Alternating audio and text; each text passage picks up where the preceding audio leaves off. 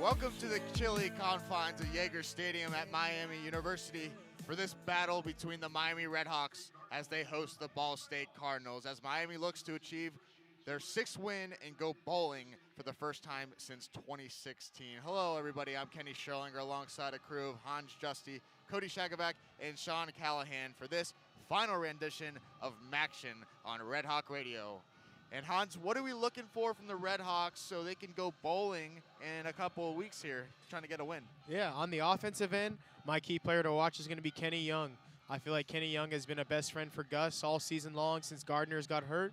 He's been doing it in the backfield, and he's been in the receiving end as well. And I feel like if he has a big game, the Redhawks as well will go bowling, as you said. And on the defensive ball, Cody, what do you think for the Redhawks this late night here, chilly night? What do you think about the Redhawks here on the defense side of the ball? Yeah, no, I think that Brad Keening needs to step up today to form a walk-on here. He's the leading tackler of the defense, and on this cold night, he needs to make himself, he needs to make his presence felt on defense, make sure Ball State knows where he is at all time, and make them make some mistakes here so we can bring the offense out and get that Gus Ragland, Kenny Young connection that Hound was talking about. Absolutely. Any final thoughts before the kickoff here, Sean? You know, we talked about the offensive and the defensive side of the ball, and overall, my thing to watch is the nerves. You guys said Miami 5-6 coming into the night. If they can come out with a win tonight, 6-6 become bowl eligible. We'll have to see if Chuck Martin and the offensive play calling favors getting Gus Ragland and his offense, their nerves calm down. We'll have to check the play calling. Absolutely, as we're ready to go here at Yager Stadium. Sam Sloman set to kick it off here at senior night. Lots of seniors on this Miami Redhawk football team celebrating their final game here at Miami University. Gus Ragland, part of them, along with Kenny Young and another handful of them.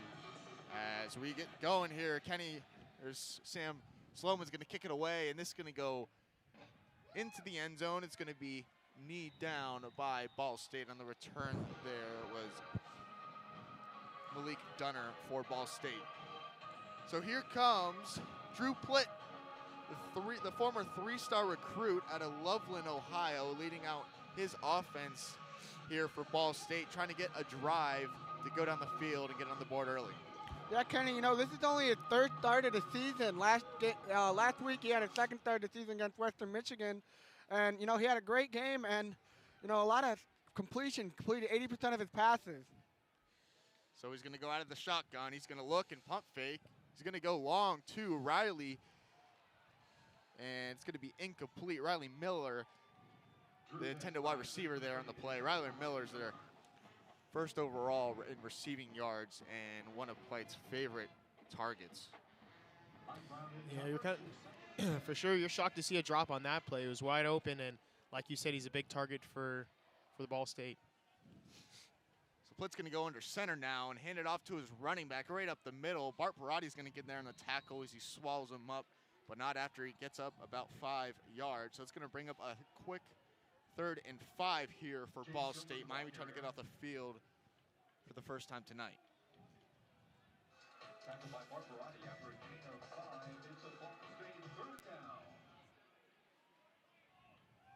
Empty shotgun set here for Plight as he has 4 wide. 2 to his left, 2 to his right. A little bit more spread out in the bottom of the formation. Plight's going to go back and drop. He's getting flushed out of the pocket. He's getting chased. He's going to look and the skipper out of bounds at about the original line of scrimmage, and that's going to bring up 4th down as Miami's defense does their job and gets off the field. And the difference that you have with Drew Plitt, instead of Riley, the QB they had earlier, this is more of a pro-style QB, so he's not going to be able to maybe get those first downs with his legs as they've seen before with their QB Riley. Kenny, right there on that play, you saw Drew Plitt, the quarterback. He looked down the receiver the whole time. Miami's defense was able to really lock down on that side of the ball that he was looking at. He ran to the left, like you said, and the defense collapsed around him. They knew where he was going. So Jack Sorensen is going to be back to receive, and he's going to fair catch it at about the 35-yard line. So that's where Gus Ragland is going to lead his offense on the field for the final time here at Yager Stadium. Got to be a very emotional game here for Gus Ragland here, Hans. For sure. Like you said, it's his last game at Yager Stadium, and we've heard a lot about how successful he's been in the MAC. He's 14-4 in these games, and he's always, showed up. So we'll see how he does at his last game here at Yager. So as always, Gus is going to go back in the shotgun formation. To his right is his trusty running back, Alonzo Smith out of Riviera Beach, Florida. He's going to brought back and pass. He's got Andrew Homer over the middle for a big gain there. It's going to be a first down as he gets across midfield inside the 45-yard line. And they're going with the hurry-up offense here, Kenny. With the cold weather, you don't really want to get that blood to sit, and they want to go. It's just going to be a handoff to Alonzo Smith, who's celebrating senior day as well, and he's going to get out for a couple more yards there. Pretty good pickup there on first down to make it about 2nd and 4 here at the 13-18 mark in the first quarter. First 2 plays, a quick little pitch and catch to his big tight end, followed by a nice handoff. Easy play calling for Gus Ragland to begin. Ragland's going to get shoved out of the pocket. He's going to throw, and it's going to be almost jumped there by Ball State. On their coverage there is Amici Unadana, the second from Orlando, Florida. He's got 1 interception on the season. That could have been his second one there. Even though Gus didn't get the ball completed, you gotta love the quick reaction he had to kind of roll out that pocket. I felt like he had a chance on that play, so great on Gus for the decision making and try and give him a play. So Gus is going to have a 3rd and 4 here at the 39-yard line. 13:04 to go in the first quarter. Gus is going to look to the sideline and make a check at the line. Kenny Young in the slot here. Gus is going to look, and he's going for Luke Mack. He's going to get flushed out of the pocket and taken down for the sack. So that's going to bring up a 4th down for the Redhawks as the clock continues to tick down here on this chilly night in Yager Stadium. And from the gate, Christian Albright had a lot of pressure on that one, and he's somebody to watch. He's already got 5 sacks on the year, and I felt like the pressure he had on the outside really gave Gus a little bit of time on that play. So here comes Kyle Kramer here to punt it away. He's going to put his heels at the 45-yard line and punt it away to the dangerous Corey Lacana, or Corey Lacera, excuse me. He's going to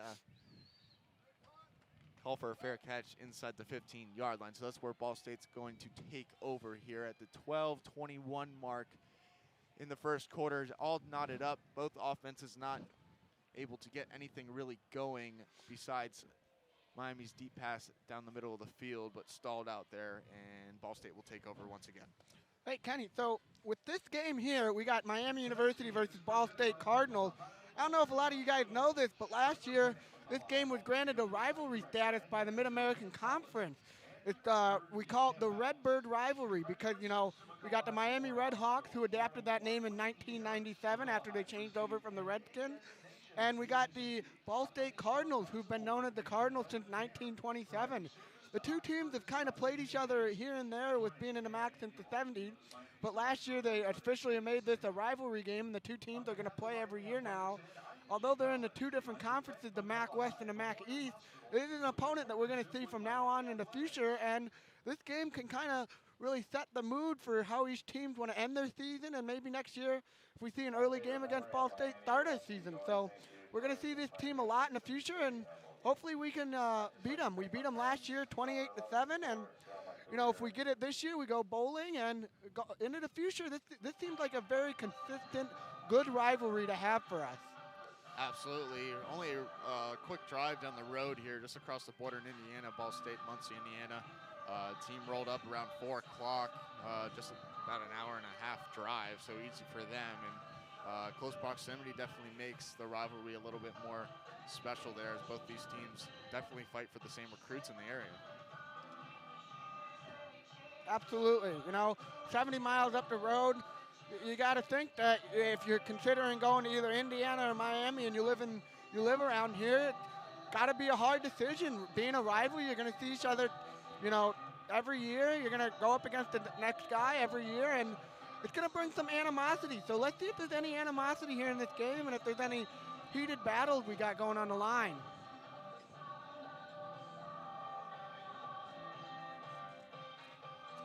So both teams will take the field once again. Miami's defense wearing red uniforms, white helmets, and white shorts. The exact opposite is Ball State wearing red helmets, white jerseys, and red shorts. So could be a little bit difficult spotting out these opposing teams here tonight. as Plitt's going to go under center and get it quick out to his wide receiver for a screen pass, and he's going to pick up about 3 yards on the reception there was Justin Hall. You know, the thing with Justin Hall, Kenny, he's the sophomore wide receiver. He finished the last game with the season high 117 yards receiving against Western Michigan, and he ranked second in the MAC at 6 receptions a game, so he's a big target out there for Drew Pitt. Absolutely, as Pitt's going to go now in the shotgun, and we have a first flag of the evening here, as it looks to be a false start on Ball State. Exactly what it's going to be. And I don't know if you guys could hear that on the radio, but we got a female referee here down on the field for the game today, which is, I have never seen that today, and I know it's prominent. There's a lot of new women in the football field, and it's really interesting to see a female referee ref this game today. Absolutely, as Plitt's going to go deep, and he's got his man out for the first down. On the catch there is the tight end Kyle Strank, who is from Fishers, Indiana. Lots of Indianians or Hoosiers on the Ball State roster here, rightfully so. A lot of them from the Indianapolis area right down the road.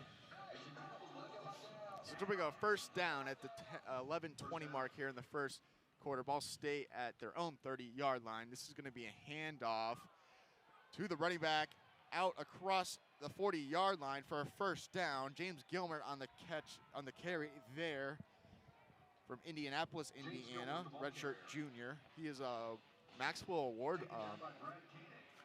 was on the Maxwell Award watch list for the preseason, as Ball State's going to go on a hurry-up offense here. It's going to be another handoff to Gilbert, and this time he's got nowhere to go. He's going to be swallowed up by the defensive line of Miami. Ben Kimpler there on the tackle, along with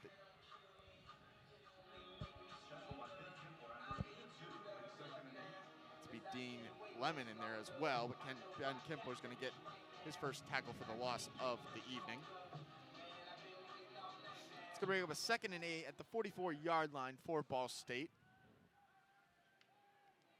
What's going to fake the handoff, looking deep. He's getting flushed out of the back of the pocket here, rolling, and he's just going to toss that out of bounds into the Miami bench there, and that's going to bring up a 2nd and 8 for the Redhawks as they try to get off the field once again.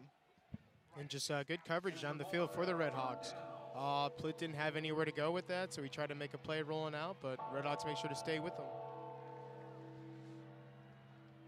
So Plitt's going to be alone in the backfield by himself, as he's got a number of weapons out for him. 4 wide, 2 on the top of the formation, 2 in the back of the formation. He's going to drop back and pass. Clean pocket, looking, throwing. He's got Riley over the top there for the first down. So Riley Miller on his first catch of the night.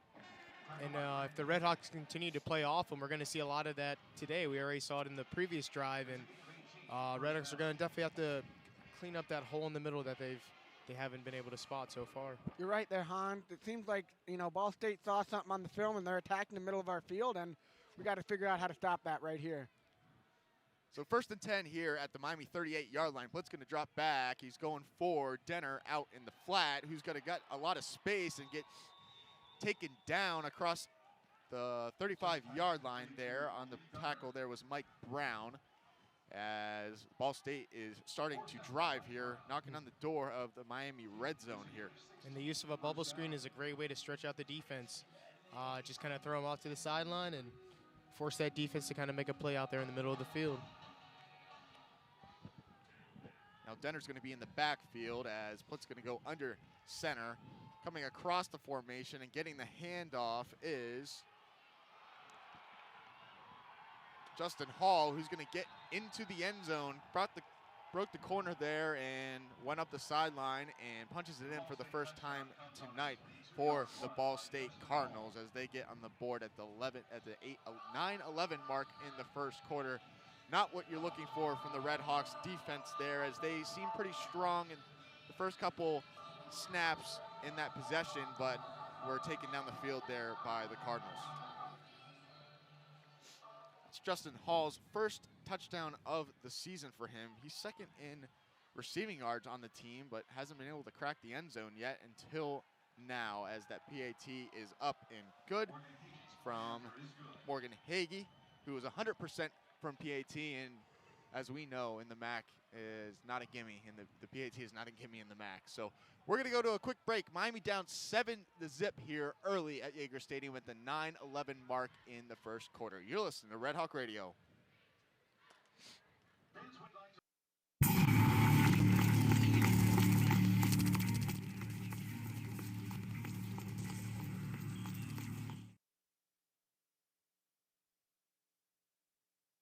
You love them enough to do anything for them. Dad, can we make 200 cookies for my bake sale tomorrow? Let's do this. Including checking nhtsa.gov/the right seat to make sure they're correctly buckled in the back seat. Brought to you by the National Highway Traffic Safety Administration and the Ad Council. If you love them enough to sit through their favorite boy band with them, then surely you'll check nhtsa.gov/the right seat to make sure they're correctly buckled in the back seat. Brought to you by the National Highway Traffic Safety Administration and the Ad Council. This is how we do every day. We be grinding, and if you wanna come and test us, If you love them enough to turn off your music and pretend like their music is your music, This is Mommy's jam. then surely you'll check nhtsa.gov/the right seat to make sure they're in the right car seat. Let's play it again. Check today at nhtsa.gov/the right seat. Brought to you by the National Highway Traffic Safety Administration and the Ad Council. Imagine being fired because of who you love. Imagine being denied medical treatment because of who you marry. Imagine being evicted because of who you are. Millions of Americans don't have to imagine this. They have to live it. Because in 31 states, it's legal to discriminate against LGBT people. Get the facts at beyondido.org. Brought to you by the Gill Foundation and the Ad Council.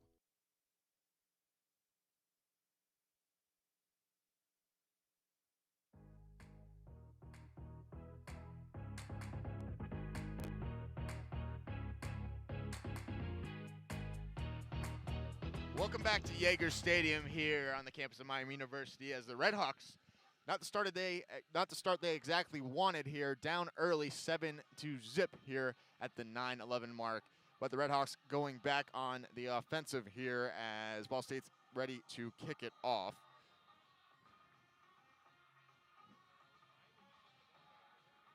Here on the offensive end, so we'll see if they can kind of get rolling for the whole drive.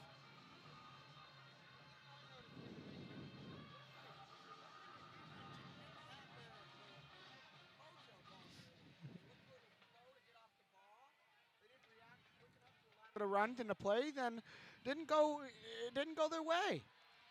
So that kickoff is going to be taken by Maurice Thomas out to the 25-yard line, as that's where he's going to get. So nothing really gained or lost there, as the same spot you would get the ball if it was a touchback. So Gus Ragland looking to tie up the game here at the 9:06 mark, as we see the key players up there on the big screen. Kenny Young out there. Haven't been able to call his name tonight. Let's see if they'll get him involved as he's in the slot. As Gus Ragland's going to look to the sideline and try to get a call here. He's in the shotgun by himself.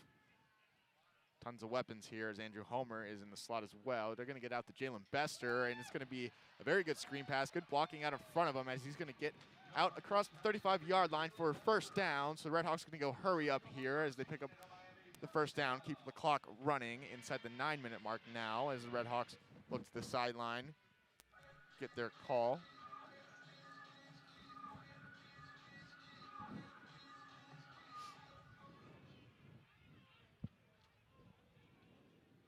Ragland back in the gun once again as he's going to motion Kenny Young in the backfield to his right. Kenny Young's going to get the handoff, moving right to left. He's got a little bit of space, going to hit the sideline, flag flying on the field in the general vicinity of where you would probably see a holding. So we'll see if this play is going to stand. Kenny Young picks up the first down as he crosses into the midfield area.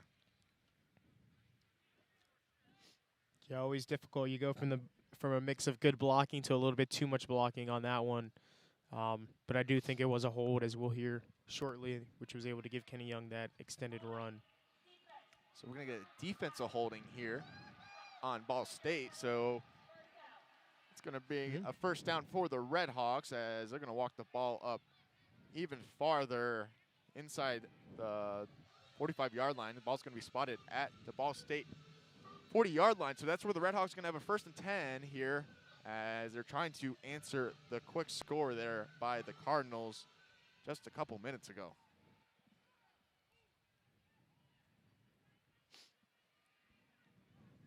Redhawks going to make a couple of substitutions here as Kenny Young is going to be split out in the top of the formation. Redhawks have a power formation as they're going to hand it off to Lonzo Smith. Nope, it's going to be a fake. Out to Kenny Young. He's got open space. Going to make a couple of moves up middle of the field and go down inside the 25-yard line.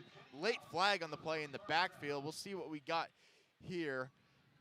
We'll see if this play's going to stand. Once again, Kenny Young making another great play, picking up the first down. Hopefully this one will stand again for the Redhawks. Let's get the call right now.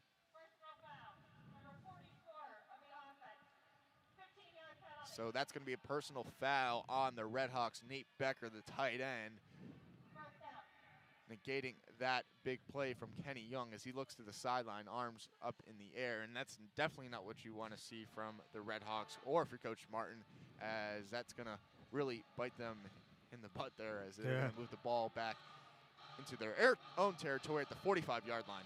Yeah, you hate to see the penalty, but I love to see the play calling. And that play call and that design was really set up from the run game. So being consistent with the run game early is definitely going to give you passing routes like they had right there, and hopefully penalties don't hold them back. So 1st and 25 here for the Redhawks at the 7:45 mark here at Yager Stadium. Kenny Young's going to join Lonzo Smith and Gus Ragland in the backfield as Kenny Young's going to get the handoff, moving from left to right across midfield, and he's going to be spotted at about the 50-yard line. Gain about 5 on the play there, so it's going to bring up a 2nd and 21 here, the 49-yard line. And a little bit of deception on that RPO, but defense really didn't bite, so only got a little bit of a yardage on that one. But love to see the play call, and hopefully they can mix and match between the run and pass game for the Redhawks to be successful tonight.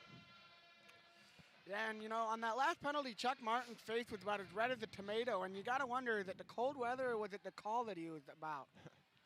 So this is going to be handoff to Alonzo Smith. He's going to jump cut a couple times and get upfield and pick up a good amount of yards. It's going to make the 3rd down a little bit more manageable, but still have a ways to go. The ball's going to be spotted at the 47-yard line. It's going to make up a 3rd and 17 here for the Redhawks. So got the work cut out for him here as Alonzo Smith's going to exit the game. Kenny Young checks back in for the Redhawks. Nate Becker, Dom Robinson, Jack Sorensen, and Luke Mayock round out the weapons here for Gus Ragland in the gun, who's going to look to the sideline once again. He's going to bring Nate Becker from left to right of the formation, right outside the tackle. It's going to be a handoff to Kenny Young, who's going to get some open space there. Looked like he had more of a hold than he really did, as he only picks up about 6 yards there. So it's going to bring a 4th down for the Redhawks, as it looks like they're going to congregate their punting unit on the sideline and send Kyle Kramer to hopefully pin back the Ball State offense as far as possible. I mean, despite penalties, like if there weren't penalties on that drive for the Redhawks, it would have been a pretty effective drive. We've seen a lot of dosage of Kenny Young on that drive, so it's going to be interesting to see if we're going to see more of his number called throughout this game. Corey Lacanaria is going to be back to receive for the Cardinals, as he's going to fair catch it at the 8-yard line here for Ball State. So that's where the Ball State offense is going to take over at the 5:35 mark here in the 1st quarter. We're going to take a quick break here. You're listening to Red Hawk Radio.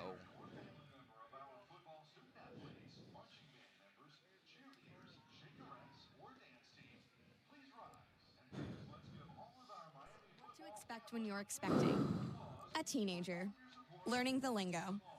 Today I'm going to help parents translate teen slang. Now, when a teen says something is on fleek, it's exactly like saying, that's rad. It simply means that something is awesome or cool. Another one is totes. It's exactly like saying, totally, just shorter. As in, I totes love going to the mall with Becca. Another word you might hear is jelly. Jelly is a shorter, better way to say jealous. As in, Chloe, I am like so jelly of your unicorn phone case. You don't have to speak teen to be a perfect parent. Thousands of teens in foster care will think you're, rad, just the same. To learn more, visit adoptuskids.org. A public service announcement brought to you by the U.S. Department of Health and Human Services, Adopt U.S. Kids, and the Ad Council. The possibility of lung cancer can be pretty scary, especially if you're one of approximately 8 million current or former smokers at high risk. That's why SaveByTheScan.org wants you to know that now there's a breakthrough low-dose CT scan that can detect lung cancer early, and it only takes 60 seconds. You stop smoking, now start screening. For an easy quiz to see if you're eligible, visit SaveByTheScan.org. It could save your life. SaveByTheScan.org is brought to you by the American Lung Association's Lung Force Initiative and the Ad Council.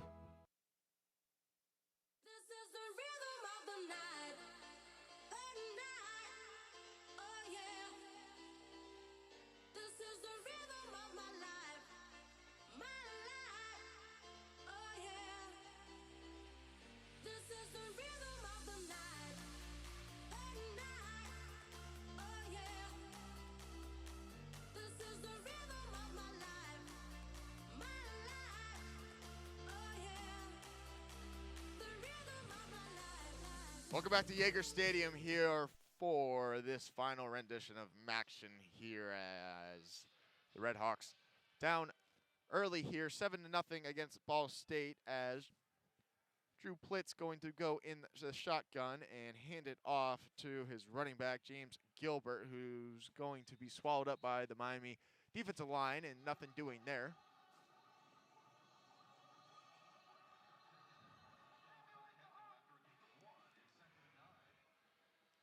Gain of 1 on the play officially as we're getting close to the 5-minute mark here in the first quarter at Yager Stadium.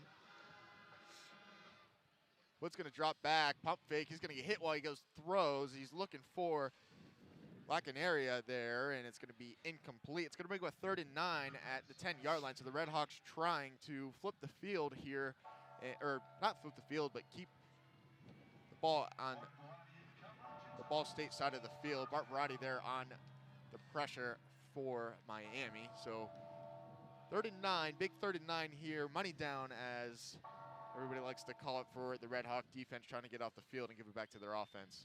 Wood's going to drop back, clean pocket. He's going deep out to Malik. And it's going to be picked off there by Zedric Raymond as he goes up and grabs it.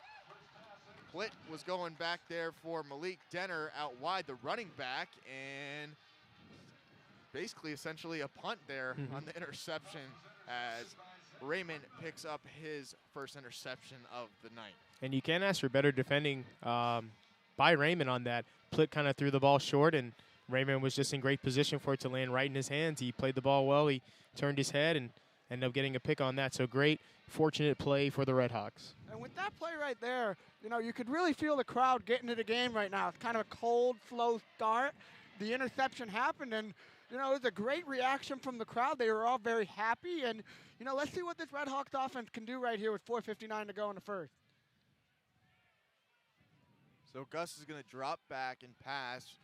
Fake handoff to Maurice Thomas. He's got a man out there. It's Andrew Homer out complete across the 30-yard line as he steps out at about the 27-yard line. Big pickup there for the Redhawks as Gus Ragland completes his first pass of the night to Andrew Homer. And that's just Gus Ragland at his best.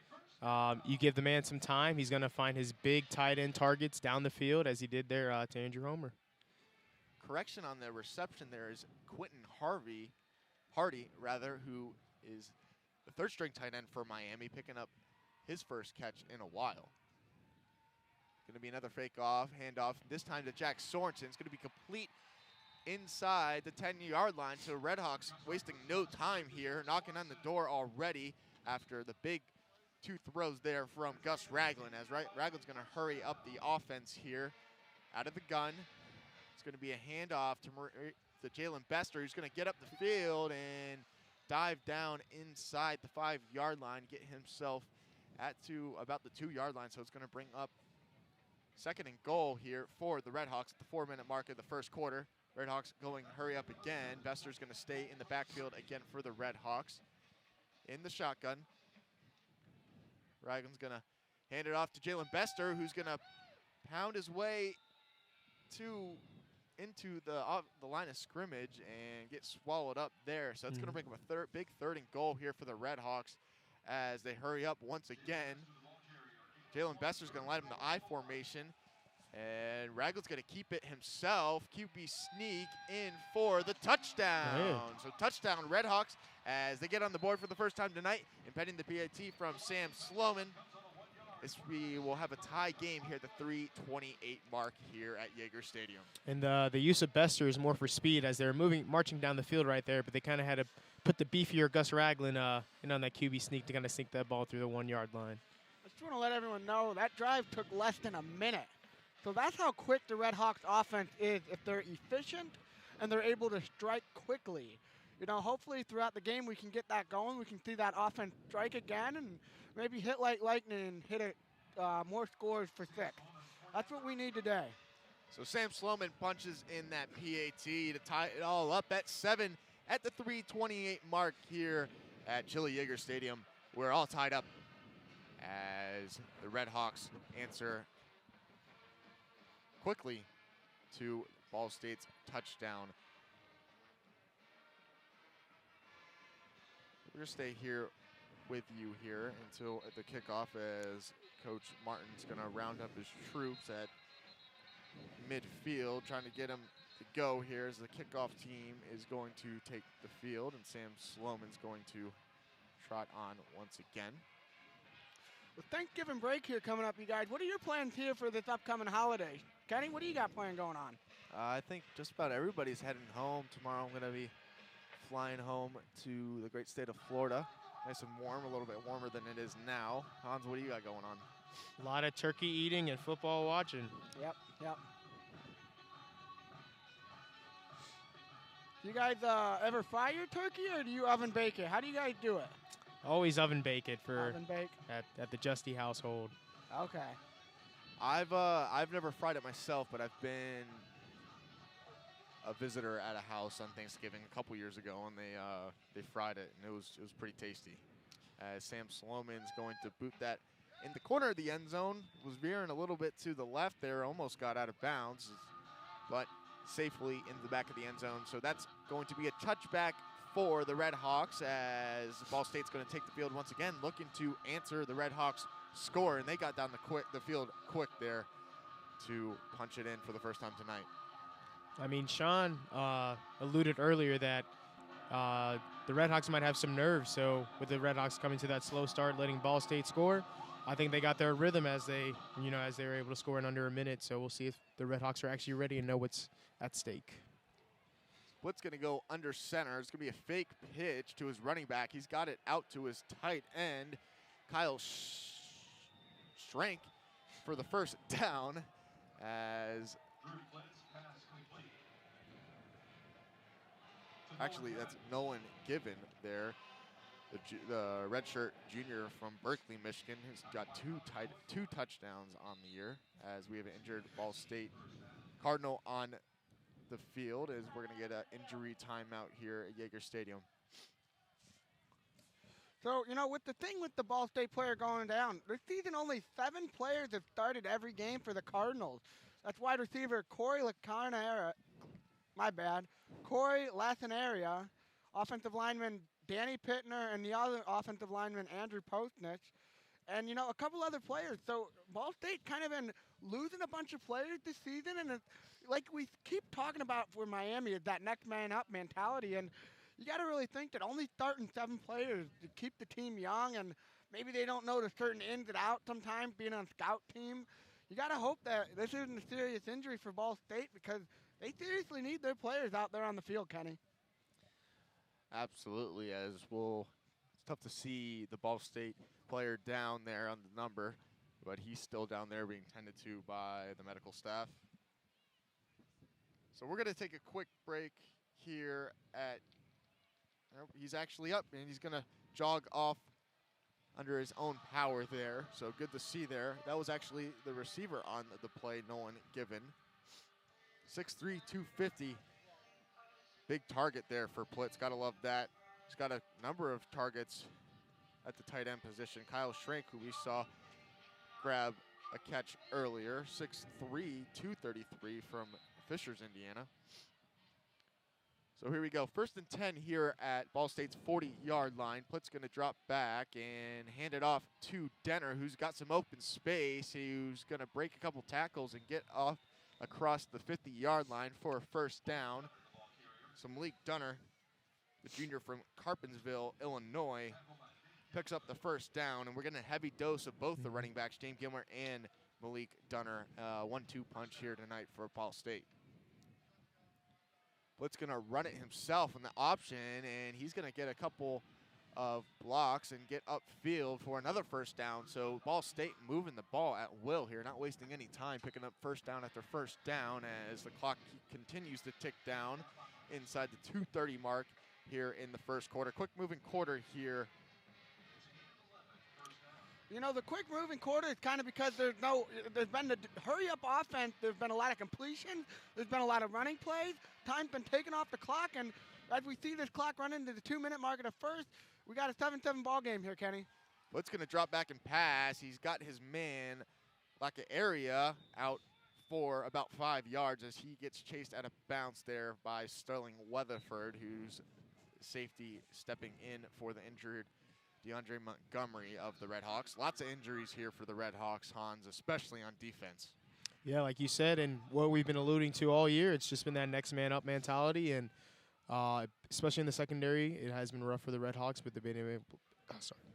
So Plitt's going to get it out to Lucky Area, who's going to get it back to Plitt on the reverse, and Plitt's going to get inside the 10-yard line. So a little bit of trickery there from the Cardinals, and it pays off for him. That looked like that play was going to get blown up, and it was definitely a weird-looking formation as Plitt went under center with nobody in the backfield there. So you knew maybe something was a little bit up there as he pitched it out to Lucky Area, who's gotten a lot of good calls here on this drive. So Ball State not wasting any time inside the 1:30 mark here in the first quarter, rushing up to the line, going to snap the ball. It's going to be another option there for Plitt, who's going to keep it himself, spin off a couple tackles, and get into the end zone. So that's going to be a touchdown there for Drew Plitt as he punches it in himself for the Cardinal as they get out to another lead here. Pending the BAT, it's going to be 14-7 Ball State. And coming into this game, if you were scouting the QB, that was not what we were expecting. He's considered a pro-style QB. He doesn't have a lot of rushes on the year, so if we're seeing a heavy dose of him running and even catching the ball, it's definitely taken us by surprise, and I think the Redhawks has for surprise as well. Yeah, last week he was named MAC Offensive Player of the Year with 340 passing yards against Western Michigan as they pulled off that upset at home for their senior night last week. So that PAT is going to be good there from Morgan Hagee as Ball State goes back on top 14-7 here at the 1:14 mark in the first quarter. You're listening to Red Hawk Radio. We'll be right back.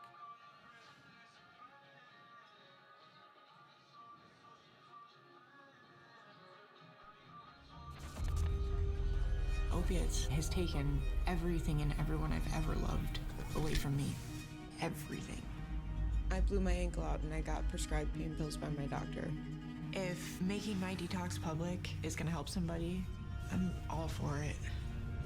I just wish I would have had a warning. Opioid dependence can happen after just 5 days. Know the truth, spread the truth. A message from Truth, the Ad Council, and ONDCP. Welcome back to Yager Stadium as the Redhawks are going to receive the ball once again. Maurice Thomas, Jalen Bester back to receive for the Redhawks. Back deep, trying to answer the quick score. An impressive drive there from Ball State there, Hans. They had the rushing game running, and they even had a catch by their QB. So we saw them be a little bit creative on the offensive end, and we'll see if maybe Miami can mimic and have their own creative end as well. So the kick's going to be up and away. It's going to be a returnable here for Maurice Thomas, who's going to catch it at the 5-yard line, get upfield. He's got a couple of blockers, but he's going to be swallowed up at the 20-yard line there by the defense. Miles Hanna on the tackle there. Redshirt freshman from Stone Mountain, Georgia, making the tackle there on special teams. Why Maurice Thomas keeps, he gets the ball, he runs up, And as soon as he's faced with any pressure, he's not looking before he's running. He's looking at where he's running into, and he gets tackled. He needs to keep his head up on a swivel and look around to where he's going. He's not playing very good out there on that kick return tonight, Kenny. Yeah, very dangerous out there, but not being able to find any holes this evening. As Alonzo Smith's going to break a couple of tackles, rumbling, bumbling across the 50-yard line, break another tackle at the 45, and he's going to get taken down finally out of bounds. A little bit of late hit as he gets across the 35-yard line. So Alonzo Smith there on the big run, officially on that play. It's going to be a 46-yard run for Alonzo Smith, the senior, really trying to go out with a bang here at Yager Stadium. Rumble, young man, rumble. For real, he just really ran out of space on that field. He was breaking tackles, he was pushing people off, but he kind of got forced out of bounds on that play. But great play to start the drive for the Redhawks. Kenny, if I can count that one right on that replay, he broke 4 tackles on that long run. Good play by that young man. So Kenny Young's going to move from left to right of the formation. Out of the gun here is Ragland with Alonzo Smith in the backfield. So he's going to drop back and get sacked and swung around, and that's going to be a big loss for the Redhawks. Lost about 13, 14 yards there, as that's probably going to end the first quarter here at Yager Stadium as the clock continues to tick down inside the 10, 5, 4, 3, 2, 1 mark here, as the Redhawks go a little bit backwards after the huge run there from Alonzo Smith. Definitely a much needed run there from the Redhawks. So we're going to take a quick break here as Miami is looking to drive and tie up the game here. They'll have a 2nd and 21 at their own 44-yard line at the start of the second quarter. You're listening to Red Hawk Radio. Titans go! When the Teen Titans go to the movies, they know the best way to travel is safely. Hollywood, here we come!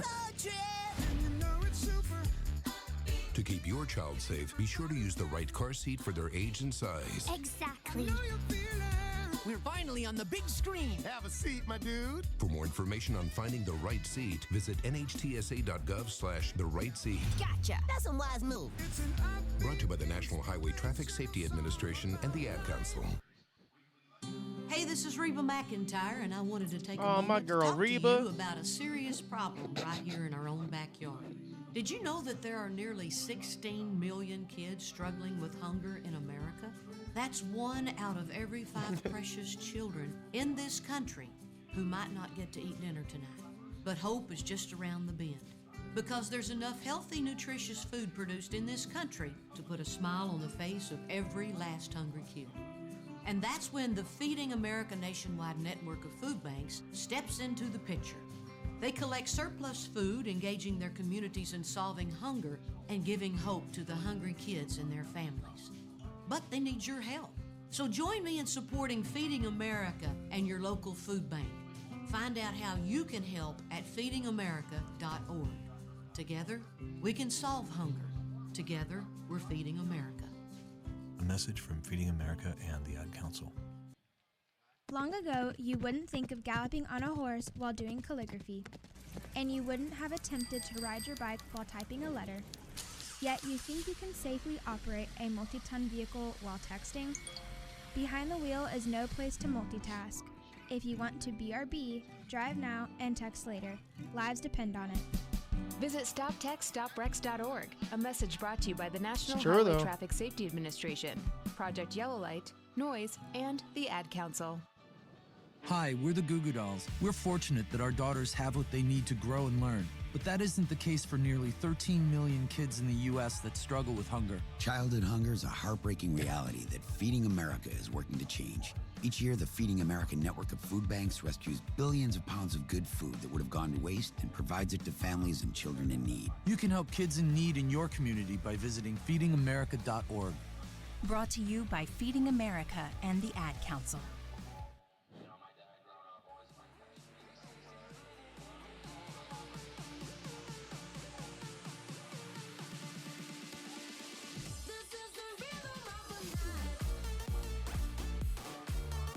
Welcome back here at Yager Stadium as the Redhawks trying to answer that quick score by the Ball State offense. Down 14-7 here at the start of the second quarter.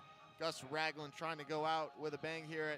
It's his final game here at Yager Stadium as a Miami Redhawk if he can't get the win here. But the Redhawks looking to etch their 6th win of the season and go bowling. Yeah, and you know Gus was the guy who allowed them to go bowling last time in 2016, so he's used to this same situation, and we'll see if he can get them bowl bound. So Ragland's going to bring Maurice Thomas in the formation. He's going to tuck it and run himself across the 40-yard line, picking up a handful of yards there. That's going to bring up a 3rd and long once again. So the Redhawks got their work cut out for him here, trying to convert on this 3rd down. And just Gus always moves up in that pocket with such confidence on those design run plays. And he's not really known as a runner, but he's got a lot of rushing yards on the year, and he's been pretty effective at it as well. So the Redhawks going to do a line shift there at the receiver position. Kenny Young entering the game along with Jack Sorensen, and the top of the formation is going to be Luke Mayock. In the backfield, it's going to be Davion Johnson for the Redhawks as Kenny Young's going to go across the formation. It's going to be a handoff to Maurice Thomas, actually, who's going to pick up the 1st down on the running back draw. So Maurice Thomas picks up gain about 18 on the run and picks up the 1st down for the Redhawks. But there is a flag in the backfield, so we'll see what we got here as Gus Ragland looks to be listening in on the referee's conversation. It's going to be a holding on the Redhawks. So that play is going to be negated there, and that's probably the block that sprung free Maurice Thomas for the 1st down. So the Redhawks really have 3rd and a mile coming up here as they're going to be facing. I really like the play call there, though, by, Chuck Martin. Really spread the defense out, think they were going to pass it.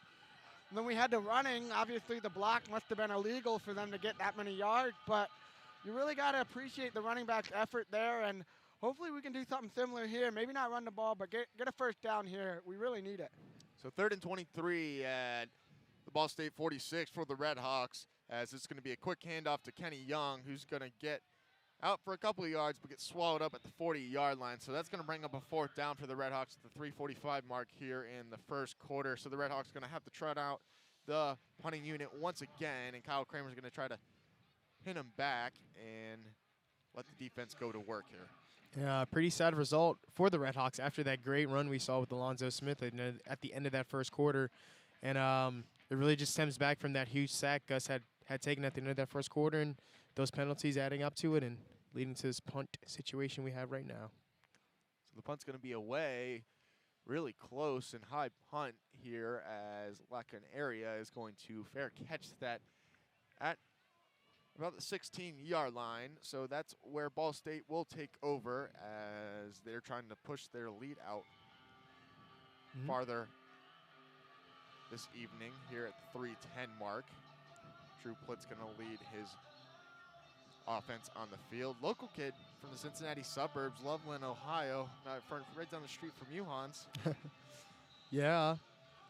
Someone I guess Miami might have lost in the recruiting battle, but he's a sophomore, 3-star recruit. It's been looking good right here, picking up for the injured Neal earlier in the season.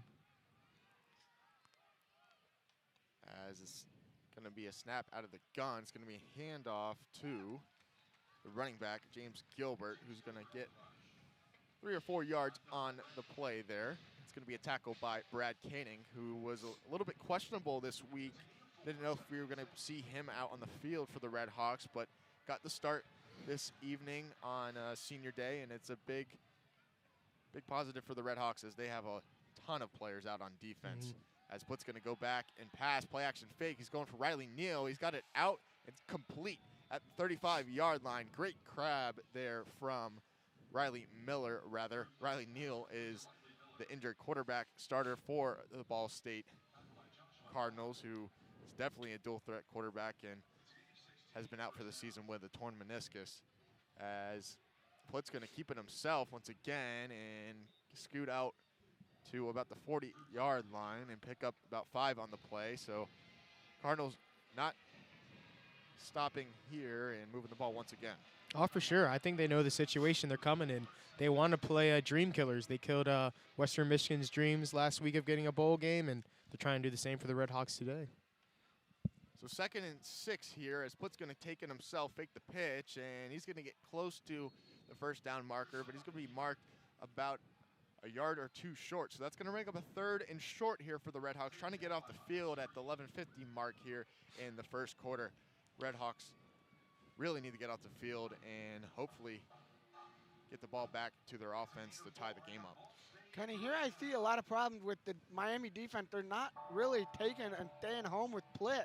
They're thinking he's going to wind it out to the outside, and he's taking it himself. So Plitt's going to take it once again up the middle. He's going to break free and was tied up there and might have had a couple more yards after that, but he's going to be tied up and taken down at the 50-yard line. It's going to be good enough for a first down for the Cardinals as they're moving the ball pretty efficiently here as the clock continues to run. Looks like we're going to have another quick quarter as we are inching closer to the 10-minute mark here in the first quarter at Yager Stadium.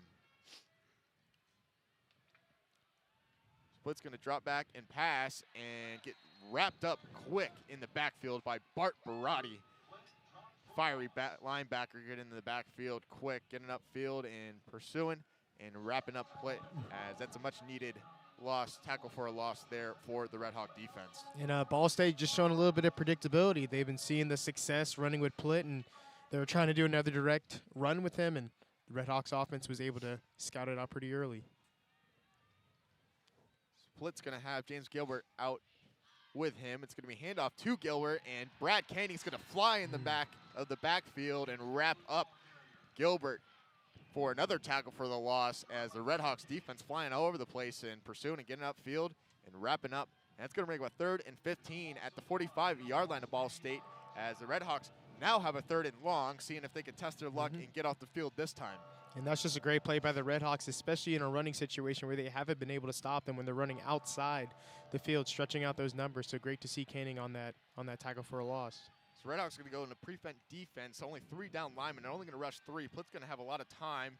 And he's going to get flushed out of the pocket now and feeling the pressure, just tosses it up, and it's going to be incomplete. And it's going to be a 4th down for the Redhawks. So the Redhawk defense does their job, gets off the field, and here comes the punting unit for Ball State as Jack Sorensen is going to plant his heels at the 15-yard line and try to get a little bit of a return here for the Redhawks as the wind picks up here at Yager Stadium. Definitely not what we need on this chilly night as we're probably dipping into like the high 20s here in the Miami Valley. Great punt there. It's going to bounce at the 5-yard line and take a Miami bounce, but it's going to bounce out of bounds at about the 9-yard line of Miami. So they're going to have their work cut out for them to start their offensive possession. Kenny, with that last play there with the defense, they had a good stop. They got the sack, and then after the sack, they were able to really – Keenan came in and made that tackle on that running back, and all of a sudden, it's 3rd down. They bring pressure. I think right now the Miami defense has a fire lit under their butts, and they're really playing with some aggression. You couldn't really find it in the first, couple drives that they had when Ball State was coming down. They scored twice early. But I think the Redhawks defense finally woke up. They got their monster energy in their system. And now they're playing some aggressive defense. They're being able to rush that quarterback, give Plitt some pressure, and make sure he doesn't have all the time in the world to make the throws he needs. Absolutely. As they're moving the ball pretty quick and pretty efficiently. 11 first downs for Ball State compared to Miami 7. And the rushing attempts up there at 16, rushing almost at the century mark there for Ball State, 96 yards. And Miami's not too far behind at 89 yards, running 14 times, so that's good enough for 6.4 yards per pop. And Ball State also throwing it a little bit more at the 107 mark in receiving yards. Miami at 77. But Miami winning the turnover battle, but down 1 possession here at the 9:42 mark here in the second quarter. Yeah, it's because they've won the turnover battle, but I doubt they've won the first down battle, and that's been the key for them. If they're getting a turnover, you got to get results, and you got to march down that field. They might be winning the turnover battle, but they are also unfortunately winning the shoot yourself in the foot with penalties battle, as 2 drives have been stalled by large penalties after big plays going back 20, 30 yards on dumb penalties such as holding. You'd think by senior night throughout the entire season they would realize you can't hold on to the guy's jersey anymore. Yeah, absolutely. As not only were those holding really bonehead plays, but they negated big plays from the Redhawks. A couple of them were Kenny Young. Big runs and the screen pass was definitely hurts them, shooting themselves in the foot. Not what you want to see there, and they're not going to be able to do that backed up in their own end zone here. Gus Ragland trying to lead his offense down the field as he's going to bring Andrew Homer over from right to left of the formation. It's going to be a handoff to Kenny Young. He's going to get a couple blocks and lower his head down and get out for the first down close to the 20-yard line. Kenny Young showing a little bit thunder and not lightning there, lowering the boom. What do you call that, Hans? Big Madden player, the hit stick? Yeah, I think a little bit of a hit stick. Like, you can't tell that Kenny Young was 5'7" on that run. He was definitely running with power, and I guess hit him with a little bit of hit stick to create some space. Kenny Young, the fifth-year senior from Tallahassee, Florida, has got to be feeling it a little bit here. Not used to this cold weather, but he's been here for 5 years. He's got to be used to the Ohio weather. As the handoff's going to be to Alonzo Smith this time, and he's not going to be as lucky as he's going to be stood up in the backfield. On the tackle there is Jimmy Daw for the Cardinals, the weak side linebacker.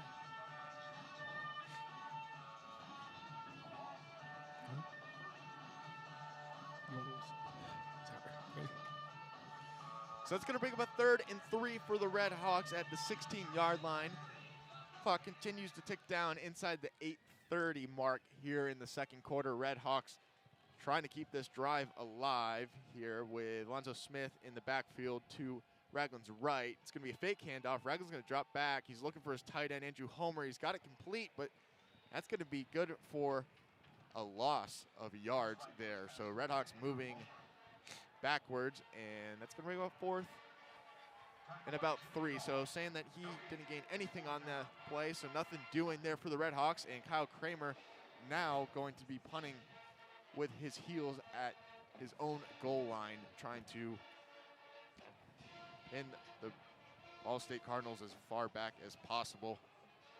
Corey Lacanaria back to receive, and this is going to be a terrible punt here from Kyle Kramer, as that's going to get only across the 40-yard line and be spotted inside the 40-yard line at the 39-yard line of the Redhawks. So prime spot there for the start of possession for Ball State. And for an offense that's been moving the ball quickly and efficiently, that's not what you want to give to this Cardinal offense. No, that's not what you want to give them at all, Kenny. You know, that punt right there, that's just kind of almost a boneheaded play there by the punter. He's been great for us, consistent all year. With 7:41 to go in this quarter, you don't want to give up another touchdown. You're down 2 scores in this cold weather. Then we got to really get the game going if we can't. So look for a good defensive stop here from the Redhawks if they want to keep this game alive, really. So the Redhawks going to have to stand tough here, and they're going to have to rely on their defense to force at least a field goal here, as they're just about in field goal range, starting at their Redhawk 39-yard line.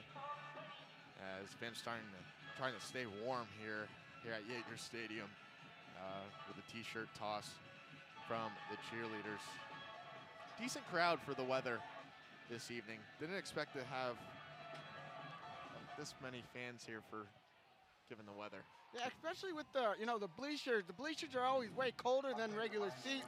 You always see Lambeau Field freezing cold because they've got bleachers on their whole stadium. And Oxford, it's a college stadium, so they're not going to invest in some high-quality seats. They're going to keep the bleacher seats, and it's going to give you that good old-fashioned gridiron feel. Yeah, unless you're a season ticket holder, then you get those cushions there. So make sure you pick up your season tickets for the Redhawks next season to get your cushions and stay warm out there, as there's lots of blankets out there, and I'm sure the blanket sales at the Redhawk pop-up shop down in the bottom of Yager Stadium in the concourse is probably doing pretty good at blanket sales tonight. I'd say so. But nonetheless, it's football weather here in southwestern Ohio, and what else could you ask for? I don't know. I mean, we've seen a good game so far. I mean, the Redhawks whatever you can say on offense, they've moved the ball a little bit, and we've seen Ball State definitely get at it, and they got short field here, so we'll see what Ball State's able to do. So here comes Drew Plitt trying to lead his offense down the field once again and get a little bit more of a lead this time, up 14-7 at the 7:41 mark here in the first half for Ball State. Plitt's going to hand it off. It's going to be a fake reverse there out to Justin Hall, who's going to be almost run out of bounds and get hit and go down and pick up a couple yards there. So another trickery play there from head coach Mike New in his 3rd season. He was a quarterback at Ball State, one of the few head coaches who is coaching at his alma mater. Yeah, and just speaking about the trickery on that last play, Justin Hall almost got tackled for a huge loss, but he used his elusiveness to kind of gain a couple yards on that play. So 2nd and 7 here for Ball State. It's going to be a handoff to James Gilbert, who's going to get a couple of yards, but be stopped short of the first down marker. So it's going to bring up about 3rd and 2 here for the Red Hawk defense, trying to get off the field. Kenny, the thing with all these trick plays is they're trying to really get into the Red Hawks' mind and try and keep them off balance. The Red Hawks are smart. They're going to stay home. They're going to go with what's consistent, what's been working with them all year, and they're going to shut this offense down tonight. Split's going to drop back, clean pockets, going for his man Lacanaria, who's going to get hit and go down, but not after he makes the catch and gets the line again. So first down for the Cardinals as they're moving the ball once again. Now at the 25-yard line of the Red Hawks at the 6:20 mark here in the 2nd quarter. Red Hawks defense starting to get backed up into their own red zone here. So let's see if the Red Hawks can break or bend and not break here, trying to get off the field and at least hold a field goal, as the handoff's going to be to Malik Dunner, and it's going to be a good first down gain there. Gain about 8 on the play. It's going to bring up a 2nd and short for the Cardinals.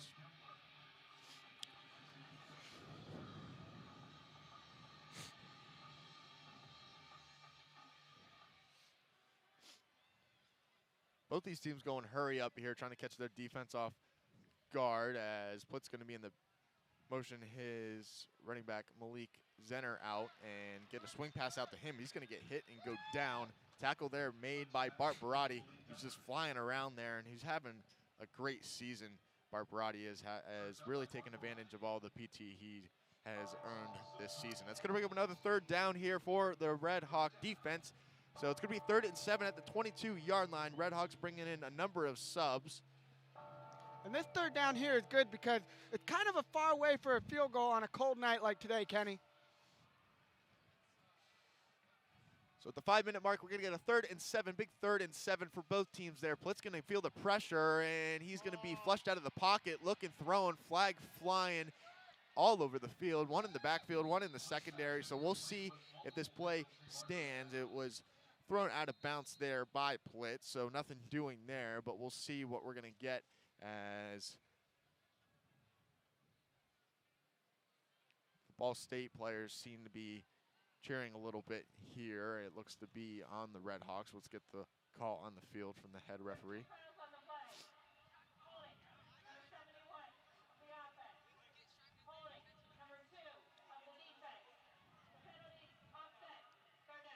So we're going to get offsetting holding calls on the 3rd down. So we're going to replay that down there. 3rd and 7 once again at the 22-yard line. 4:54 to go now in the 2nd quarter. So see if the Red Hawks can duplicate that same result there, as they flushed Plitt out of the pocket and had no other choice but to throw it out of bounds. So Plitt's going to have Dunner in the backfield with him once again, now to his left, as he's going to drop back and pass. He's going to the end zone.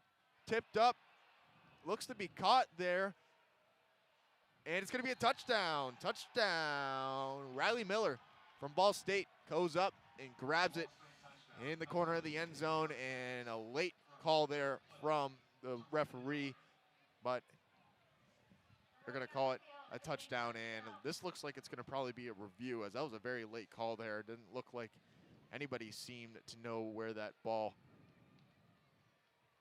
was, and it looked like Riley Miller did come down with the ball for the touchdown. So we're going to look at the replay here. I'm looking at the replay over here, Kenny, and it looks like he kind of was bobbling the ball.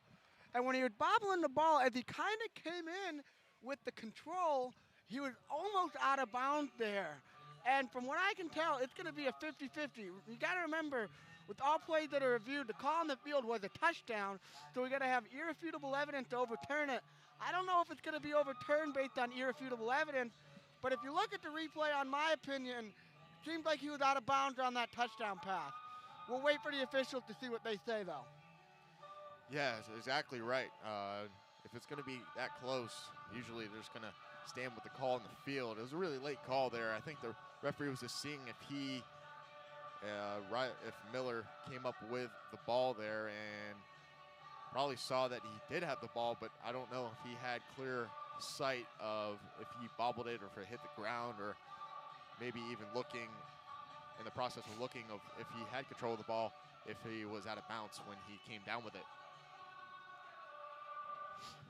And nonetheless, on that play call, main focus is that these penalties, like Sean said earlier, was really hurting the Redhawks. They had a great defensive play, but because they had holding off the ball on that previous play, it's what led to the third down being played again and making them play for the touchdown. So the call's going to stand on the field. So that's going to uphold the touchdown for the Cardinals, and they're going to go up 21-7 here at the 4:45 mark here at Yager Stadium. So not a pretty sight here for the Redhawks, trying to get bowl eligible for the first time in a couple of years. Have their work cut out for them tonight, digging themselves in a hole. So the kick is up and away, and good for Morgan Hagee, who is still 100% for extra points, as the Redhawks go down 2 scores at the 4:45 mark here at Yager Stadium. We're going to take a quick break. We'll be right back for you as the Redhawks receive the ball. You're listening to Red Hawk Radio. I think I might have been muted. No word in the English language is less convincing than probably. Are you sure we should get matching tattoos on our first date? Sure. We'll probably stay together. Probably? It's been 23 minutes since I ate. I can probably swim. You should wait 30 minutes. Okay, now tell me what to do. Cannonball! Cramp! Oh, I have a cramp. I can probably hit the green from here. Probably. Can I get a mulligan? Ready to go? Hey, are you sure you're okay to drive? Yeah, I'm pretty sober. Yeah, I'm probably okay. Probably okay isn't okay, especially when it comes to drinking and driving.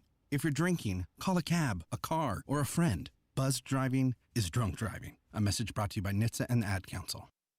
You love them enough to do anything for them, Dad, can we make 200 cookies for my bake sale tomorrow? Let's do this. including checking nhtsa.gov/the right seat to make sure they're correctly buckled in the back seat. Brought to you by the National Highway Traffic Safety Administration and the Ad Council.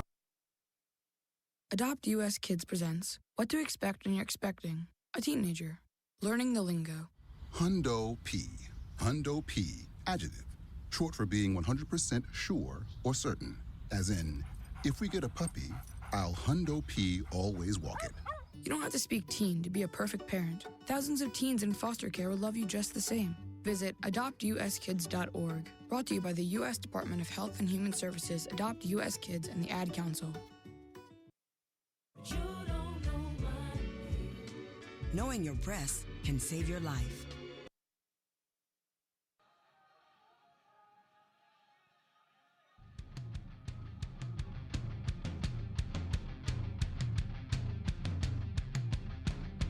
Redhawks down 21-7 rather at the 4:45 mark here as Ball State's ready to kick it off. Ryan Rimbler out to kick it off for Ball State, the junior from Heidelberg, Germany.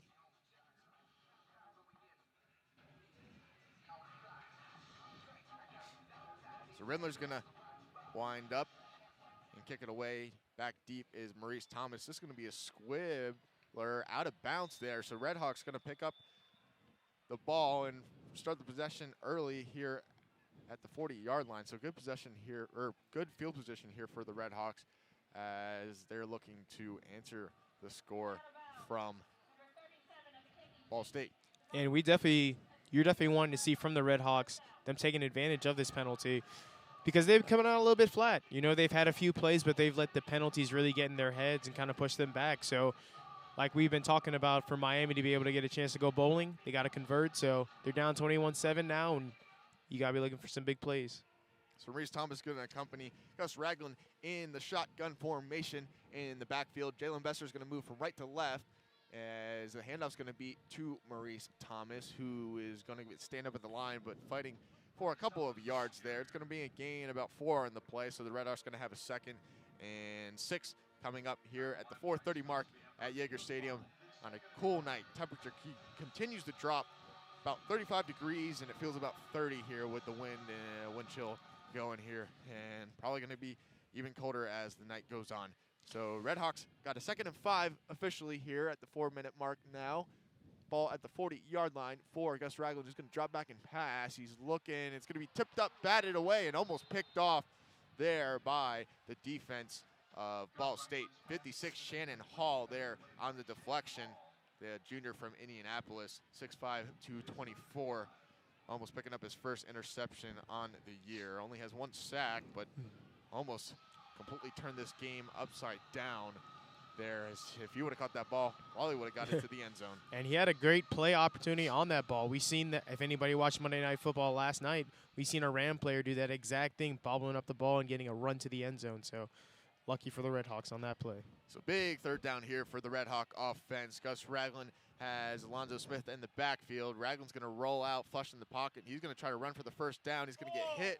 It's going to be close, and see where they're going to spot the ball. He looks like he's going to be spot about a yard short here for Miami. So a little bit of decision time here for Coach Martin, as he seems like he's thinking about going for it here. 4th and 1 at the 44-yard line, as they have it at their own 40-yard line, and 44-yard line rather, with 3:50 to go. Lots of time left if they don't make it, and you don't want to give this Ball State offense good field position the way they've been moving the ball. So Redhawks, nonetheless, are going to keep their offense on the field here, and we'll see what they do here. Kyle Kramer's running in the back of the bench there, trying to stay warm, so they're going to call a timeout here on the field. Coach Martin wants to talk about it. And Kenny, here's the thing. With that 4th down play, if they go for it, Ball State came up with a pair of 4th down stops last week in their win over Western Michigan, including a goal line stand in the 4th quarter. You know, the Cardinals have made at least 1 4th down stop in 8 of the last 11 games. So you got to hope that Chuck Martin knows what he's doing if we do go for it on 4th down. And hopefully at a 4th and 1 we can get this and continue our drive. We kind of need it right now. With 3:38 going here in the 2nd quarter, 21-7, we make it 21-14. It's a manageable game coming back from the half. But being down 2 scores right now, I would say you got to go for it, even though with their history and their percentages, Ball State kind of been successful. Ragland's going to be in the shotgun formation by himself. Miami's going to now send everybody inside the formation and go to a power formation. It's going to be a handoff to Alonzo Smith, who's going to get hit at the line but keep his feet going, and he's going to break a couple of tackles and get to the sideline. He's breaking free at the 20, the 15, the 10, 5, touchdown. Alonzo Smith breaks a number of tackles on 4th and 1 and puts the Redhawks in the end zone. Oh, my God. Look at that play there from Alonzo Smith, really going out with a bang. The senior from Riviera Beach, Florida says, it's not too cold for me. I'm just going to heat up this game a little bit here and get into the end zone. So the Redhawks really needed that play there, and you can feel the energy pumped right back into Yager Stadium on that play there, as Sam Sloman and Kyle Kramer are going to take the field, and Kyle Kramer's going to take the field a play after where he should have punted, but he's going to take the field for a PAT to hold the snap for Sam Sloman and try to pull the Redhawks within 1 score here at the 3:27 mark here in the 2nd quarter. Exactly what I was talking about there. 4th down, get the ball, score this play. Now we're only down 1 score. Exactly what we needed. And you got to believe that's just what Coach Martin just drew up in the huddle there. Oh, for sure. And that kick's going to be up, away, and good. So the Redhawks pull within one score of Ball State at the 3:27 mark in the second quarter. Alonzo Smith breaks a number of tackles, high steps his way into the end zone, and pumps some life back into this Red Hawk football team and Yager Stadium. And, You're listening to Red Hawk never mind. Radio. Oh, you're good.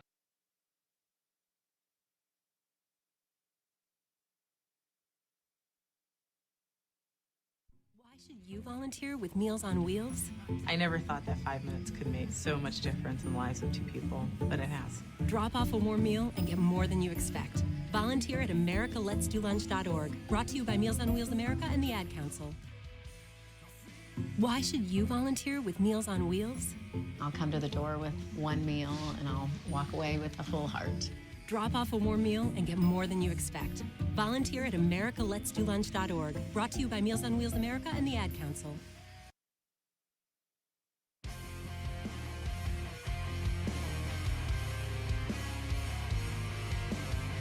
Redhawks right back in this game after an electrifying run. 56 yards for Alonzo Smith on 4th and 1 there. And the Redhawks right back into it as Sam Sloman's on the field once again, ready to kick it off to Ball State. As the kick's going to be up and away. It's going to be short and returned here. And it's going to be bobbled, and it's going to be stepped out at the 1-yard line there by Ball State. Mark Walton, the senior from Mentor, Ohio, making a freshman mistake there as he had his back feet in the end zone. We'll see whether they get the call here because it might have been he had his feet in this. He had his feet in the end zone, but the ball was at the 1-yard line. So, given the rule book there.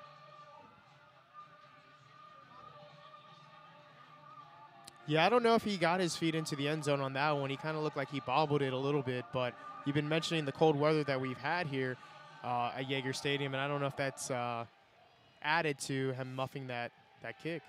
So nonetheless, it's going to be 1st and 10 from the 1-yard line for Ball State. It's going to be a QB sneak to Plitt, and he's going to get maybe a yard on that as the Red Hawk defense are all over that play there. And it's going to bring up 2nd and 10 at the 1-yard line once again for the Ball State offense as they're going to have to snap it once again in the shadow of their own goalpost. And with Miami scoring right there on that 56-yard touchdown by Alonzo Smith, like it's in The Godfather, just when I thought I was out, they pull me back in. So Alonzo Smith pulling us back into this game, making it a one-score game. And with the ball on the 2-yard line, that's perfect opportunity for the Miami defense to make a stop here. And 3 minutes left. Who knows what will happen, Kenny? So ball's going to be spotted at the 1-yard line, or 2-yard line rather, as we're going to get a timeout on the field. Timeout by Ball State. That's their second timeout of the half. Only one remaining at the 2:58 mark, so they're going to want to talk it over. 2nd and 9 at the 2-yard line.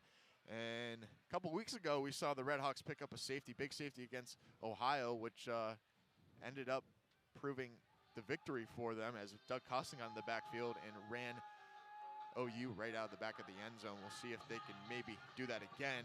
Got to believe that this is probably going to be another run. Yeah, it depends on the pressure that Redhawks are able to put on this defense. But if we're looking at the run statistics of this game so far, Ball State's been able to really run up the middle very easily. So they are pinned at the 2-yard line, so we'll see the pressure that the Redhawks are able to put on Ball State. Yeah, rushing yards for Ball State is at 110.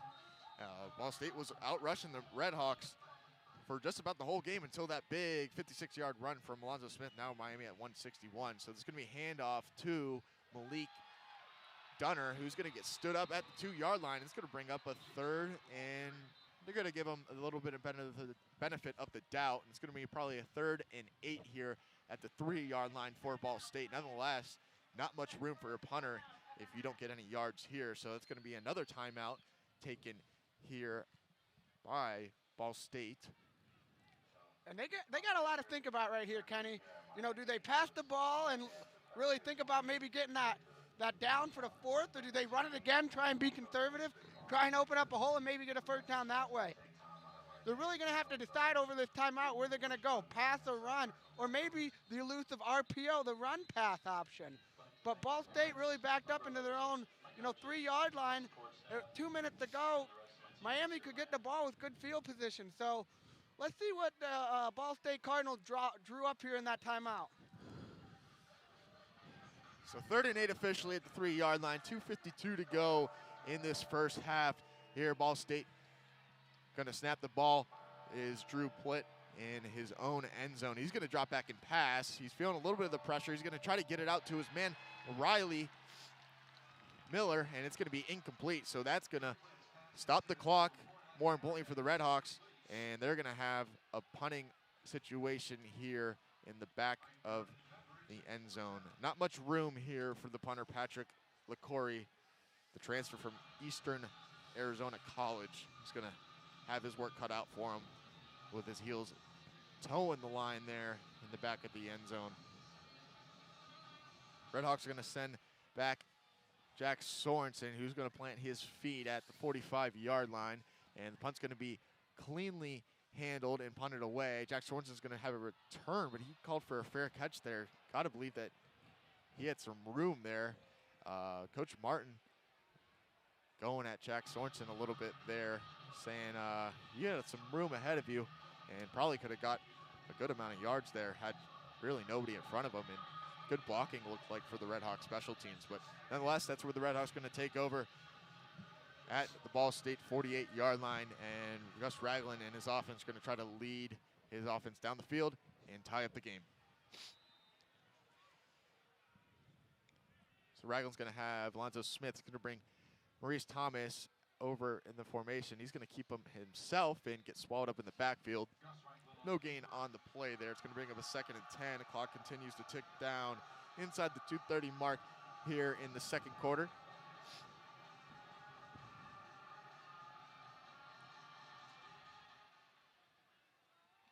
Redhawks wasting no time there, subbing in Maurice Thomas subbing in Dom Robinson for Maurice Thomas in the bottom of the formation. Haven't heard from Dom Robinson at all today, the big wide receiver, just replacing the injured James Gardner.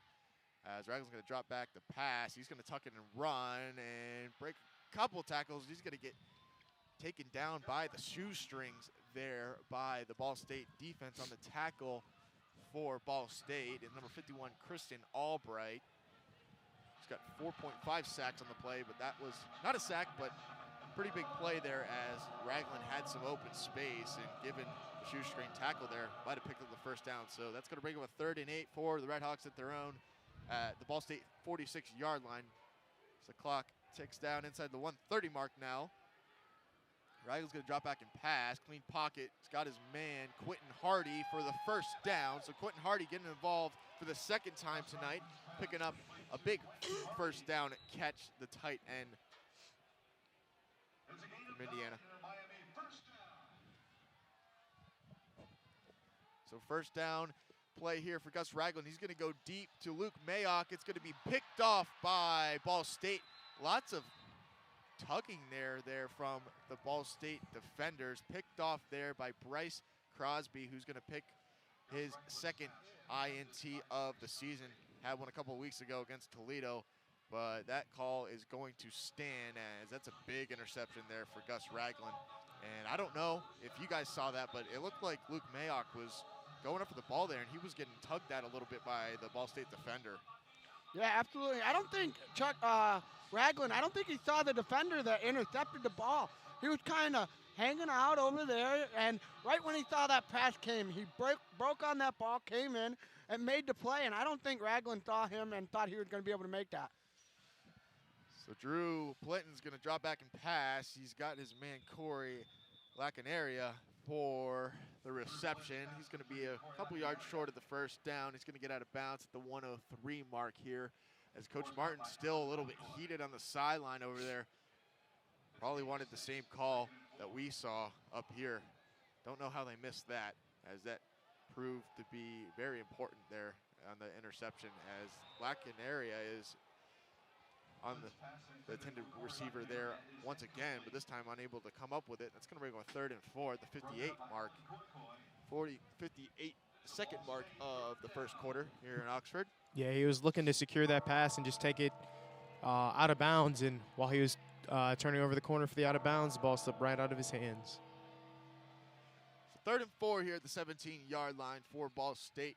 Miami's going to show pressure, but only rush 4 as Plitt's going to get sacked in the backfield there by Quinn Calcagno, another senior from Chicago, Illinois, coming up with a big sack as Miami's going to quickly take a timeout at the 52-second mark, and that's going to bring up 4th and 11 at the 10-yard line. Ball State's going to have to punt it away again. So Jack Sorensen's going to field this one at midfield and try to get his offense at least in field goal range to see if they can pull within at least 4 going in the halftime. Redhawks did kick it away in the first half, so they will receive starting the second half here in Oxford. Yeah, and you got to hope, if you're Sorensen, you got to realize 52 seconds left on the clock. You get the ball, unless there is 7 men around you, you need to see if you can return this. Get us some field possession, because right now, with your possession, you're going to take the least amount of time on the clock before Gus Ragland gets this ball and maybe make a couple of plays before we decide, do we need a touchdown or are we going to go field goal? So Sorensen needs to be smart here. He needs to realize, am I going to return this? And make sure he doesn't, fumble the ball or let go. This is a big play here by Sorensen, and he needs to use his head. So Sorensen on the day for Miami. Having a decent day, but that last fair catch was definitely questionable as Miami almost jumps to snap there, but gets back in time. Snaps away, kick is away there, and Sorensen's going to fair catch once again, this time with a couple of defenders in his face. He's going to fair catch it at the 45-yard line. So Miami, decent position, 46 seconds on the clock, 1 timeout remaining. And in college, you can get down the field pretty quickly with the stoppage of play rules after the first down until the chains are set and getting out of bounds. So let's see if Coach Chuck Martin draws up here for his offensive. Gus Ragland trying to rally back from that big interception just moments ago. And you just got to hope that they don't go conservative on this route. Gus had that pick on the previous drive where you got to kind of put that in the back of your head and just keep on playing.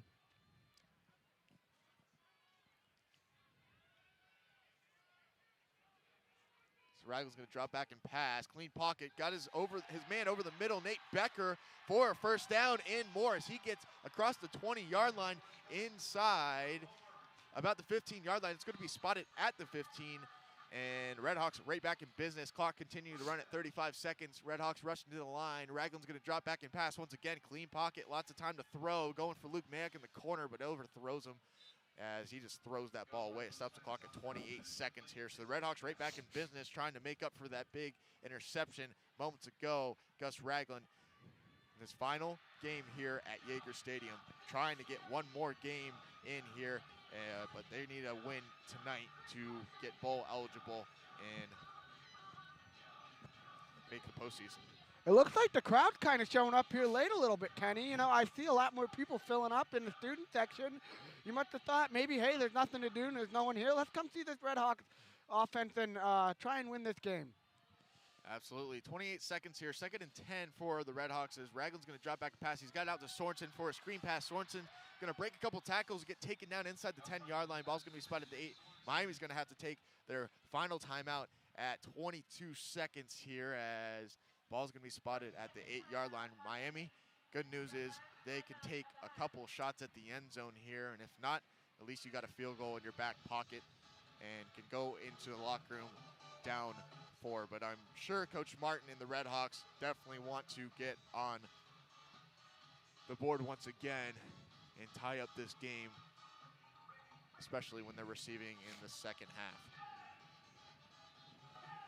You have to wonder what kind of play call Chuck Martin's going to come out with, because of course you want to throw the ball. If it's incomplete, you stop the clock, you give yourself as many chances to get into the end zone as possible. But on the flip side, running backs Alonzo Smith and Kenny Young have been damn near unstoppable tonight, finding holes where there are none and getting down the field. So we'll see what kind of play call comes up. Maybe he might run it, try to trick the Ball State defense, and or they might run a play action, see what happens here. So Isaiah Gentry Medeiros out there, the senior for Miami at the top of the formation. Don Robinson, the bottom of the formation. Jack Sorensen in the slot, Nate Becker at tight end. Ragland's going to drop back and pass. He's going to tuck in and run himself, and he's going to get inside the 5-yard line, and that's going to be iffy, but he stops the clock as he picks up the first down. So Redhawks going to hurry up, get to the line, and get a quick spike here to stop the clock, and that's exactly what's going to happen as they spike it there, and there's a little bit of pushing and shoving at the offense line, but the clock's going to stop at the 14-second mark here as there was a little heads-up play there by Ragland. The crowd were kind of holding their breath there as Ragland took off, but knowing what he was doing, picked up the first down, and only a couple seconds came off the clock as Miami now has a 2nd and goal here with 2 opportunities to go into the end zone. And Gus has been doing that multiple times today in that game. He's been quick in that pocket to decide whether he's going to just tuck in and run to get those few yardage. So kind of smart heads-up play on that for the Redhawks. So Don Robinson's going to go over to the top of the formation now. Jack Sorensen in the slot. On the bottom of the formation, Luke Mayock. In the backfield with Gus Ragland in the gun is Alonzo Smith to his left and Nate Becker right outside the tackle box here for the Redhawks. It's going to be a fake handoff to Alonzo Smith. It's going to be pitched and almost caught by Luke Mayock as he looked like he came down with the play, but it was a great play there by the strong safety, Bryce Crosby, who picked off Gus Ragland a couple of plays ago, almost making another interception and making a big play in the end zone to not yield Miami with a touchdown. So Isaiah Medeiros, or Gentry Medeiros, checks back into the game for the Redhawks at the top of the formation. Smith is going to be to Ragland's left in the gun once again as Ragland's going to look to the sideline with 9 seconds to go. 3rd and 4 here. Game clock going down to 1. Ragland gets it away. Fake handoff to Smith. Going to Dom Robinson for a touchdown. Dom Robinson looked like that pass was tipped up, and Dom Robinson didn't blink an eye. Came down with the catch, and Miami gets on the board once again. And pending the PAT from Sam Sloman, will tie up this game with 5 seconds to go in this first half here at Yager Stadium. So big time play there from the senior as the shot clock, game clock, whatever you want to call it, was running down there for Gus Ragland. He gets it off in time and fires it in there for a touchdown. It did look like, I don't know if you guys saw, it did look like it was tipped up a little bit there though. Yeah, I was going to say that, Kenny. He threw that ball, and it looked like he was aiming maybe for someone else. Ball tipped off the defender's hand, and what do you know? We had a Miami receiver right there cradling that baby in there for a touchdown. So great, lucky play for the Redhawks, as they're now tied 21-21, 5 seconds to go. And if you're Chuck Martin and the Miami University Redhawks, you're happy right now. You know, you made a couple of mistakes. You let them get in early, but you came back. You got your offense. You let yourself, show your will, and it's a tie ball game right here. That's going to be John Robinson's first catch of the night, and that's good for 4 yards. And the game-tying touchdown. Almost a buzzer beater there with 5 seconds to go. Sam Sloman's probably just going to squib kick this away, and Miami's going to be happy as they get this game tied up going to the locker room.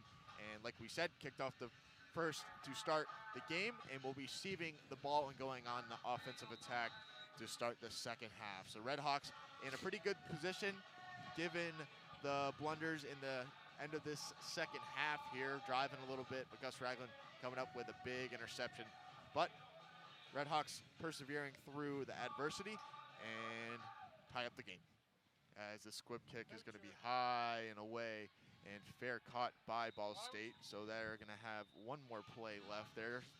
Play's going to be blown dead at the 16-yard line. So most likely we're going to see a Drew Plitt knee, and both these teams will head to the locker room, maybe grab some hot chocolate, some coffee, anything to warm up, maybe a hot shower in the football facility. And after he caught that fair catch, you're assuming, though, that they're going to kneel it, or did you think they want to try and make one play towards the end zone?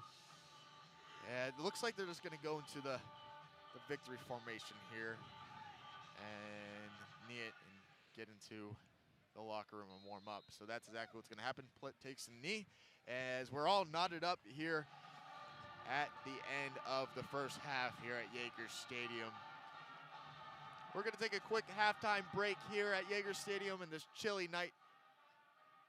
Everybody stay warm out there, and everybody trying to head to the concourse, maybe pick up some hot cocoa, as this second half's probably going to heat up here as both these teams look poised to etch one more victory in the win column in the MAC standings and for the bragging rights of the Redbird rivalry.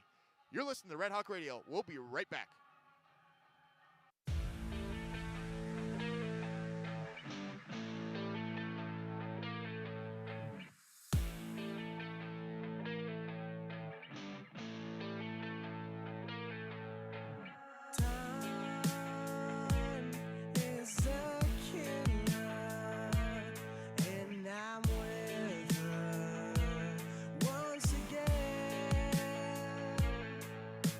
Blind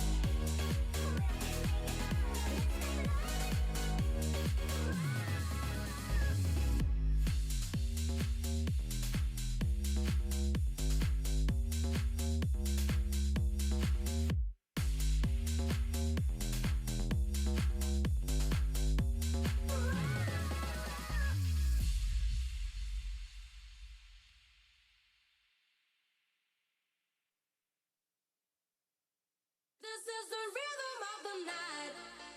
The night. Oh yeah.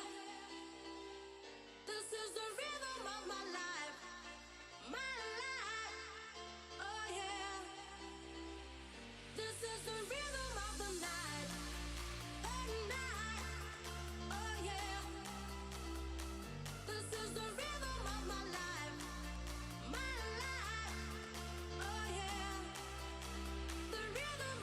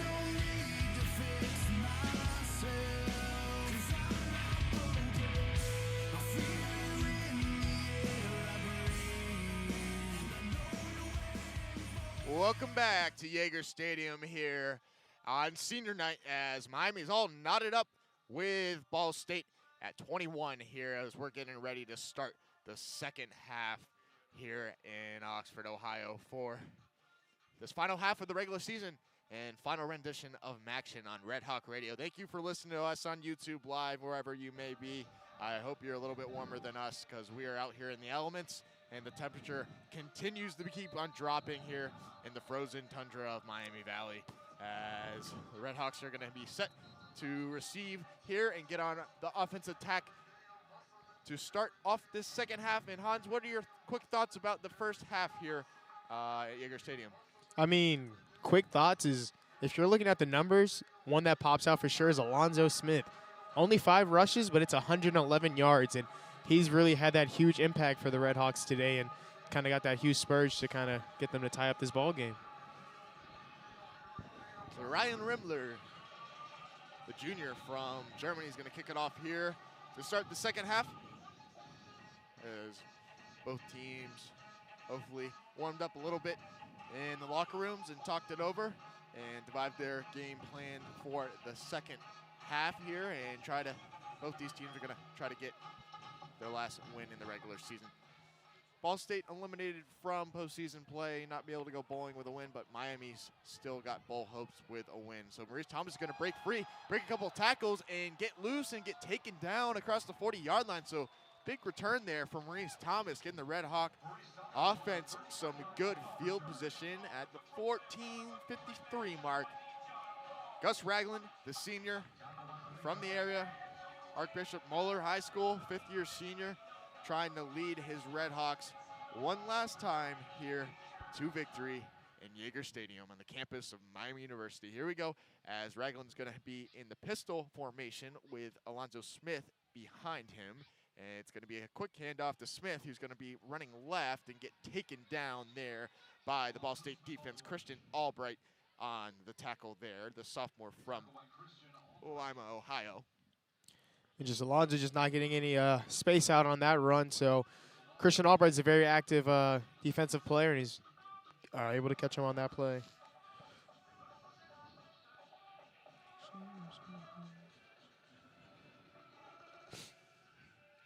So here we go, 2nd and 14 at the 38-yard line. Clock continues to tick down close to the 14-minute mark. It's going to be another handoff to Alonzo Smith, who's going to break free and get taken down this time by Antonio Phillips. And that's when Alonzo Smith's been most effective, when he's just kind of running up through that middle and finding a hole that way. So he didn't have to really try as hard to run outside the outside and just had a few tackles. So 3rd and 3 now for the Red Hawks. A lot more manageable than it was before, as the Red Hawks are going to take their time here looking for the sideline for the call.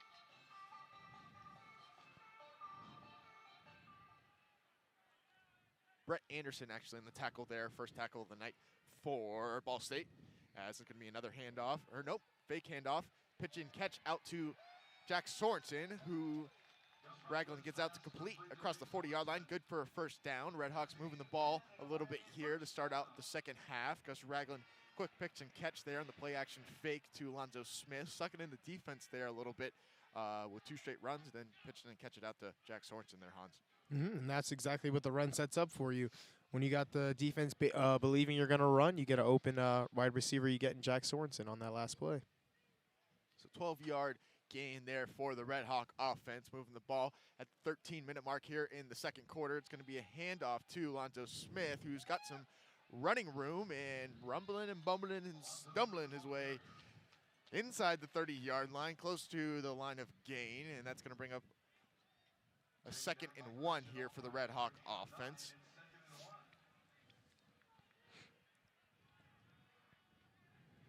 Tackle there by Albright once again. Alonzo Smith, 131 yards rushing already on the day, having a great senior night here. Running for 15 yards per pop, 1 touchdown, and that 56-yard run for a touchdown on 4th and 1. Really got the Red Hawks going as Ragland's going to drop back and pass. Clean pocket, going deep to Jack Sorensen, who's getting tugged over there. And flags come flying in as they throw the late flag there and really had no chance there as Jack Sorensen had his man beat. And picking up the penalty there is Miles Hanna, for a redshirt freshman from Stone Mountain, Georgia, making a redshirt freshman mistake. But maybe for the better there as he was beat and maybe thought maybe I should just hold him and keep this from going for a touchdown. But that's going to be a big penalty there for the Ball State defense as the ball's now going to be spotted at the 15-yard line of Ball State. Miami knocking on the door, trying to get on the board and get their first lead of the night. And the only reason why you get a penalty opportunity like that is when you have Gus throwing up the ball and giving his receivers a chance on that play. So Maurice Thomas is now going to join Ragland in the backfield, moving from left to his right. It's going to be a handoff to Maurice Thomas right up the middle, who's going to be spun around for a gain of about 3 yards there. So Maurice Thomas gets the carry, relieving Alonzo Smith. He's going to stay in the game there as Nate Becker is going to exit. Jalen Bester entering the game. Luke Mayock returning to action at the bottom of the formation in for Dom Robinson, who had the big touchdown at the end of the first half there for the Redhawks. Ragland taking his time here in the 2nd and 6, moving Maurice Thomas over again, and he's going to tuck it and run. Ragland's got an open space. He dives for the end zone. Touchdown, Redhawks. Gus Ragland gives a big couple of fist stomps at swoop there in the end zone and punches it in, does it himself. The senior going out with a bang here, as he had the whole stadium faked there and only had one man to beat. And it was close there as he went down right about the 1 yard line, but just reached that ball over the goal line and punches it in for the Redhawks as they get on out to a touchdown lead pending this review and pending a PAT as the special team unit for Miami has taken the field. So we're going to see if we can snag a peek at this replay here and see if this call is going to stand or not. Yeah, I'm looking at the replay right here, Kenny. It looks like he faked that handoff, runs up, he's got hit, and it looks like from where I'm at, he probably gets in. His knee, oh, nope, he's going to be spotted at the 1.5 yard line, Kenny. His knee is clearly down at the 1.5 yard line on this replay, but let's see what they say and what the officials say.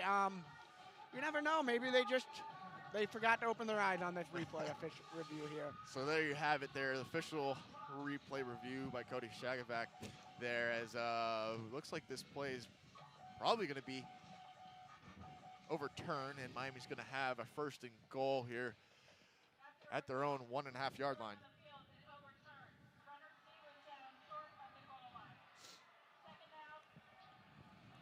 And it's just one of those times I wish I was wrong. I don't really wish I was wrong ever, but this time I wish I was.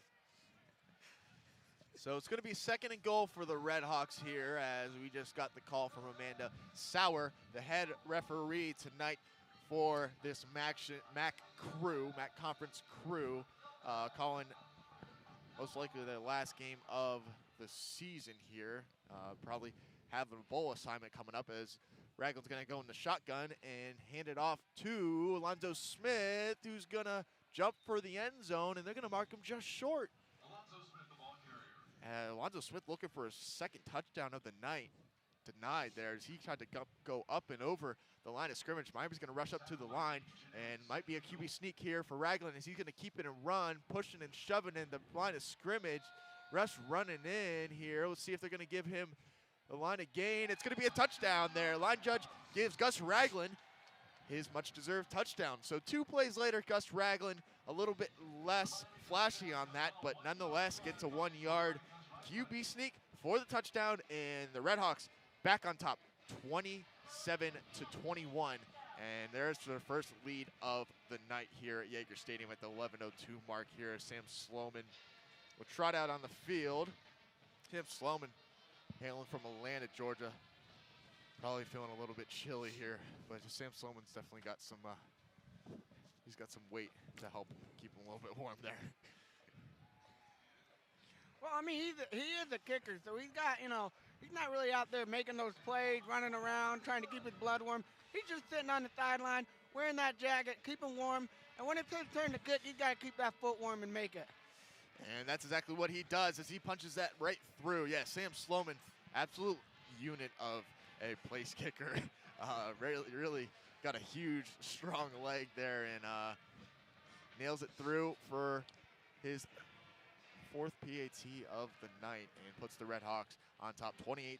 We're going to take a quick break here at Yager Stadium. Redhawks on the board for the first time tonight, leading the way. 11:02 here. You're listening to Red Hawk Radio.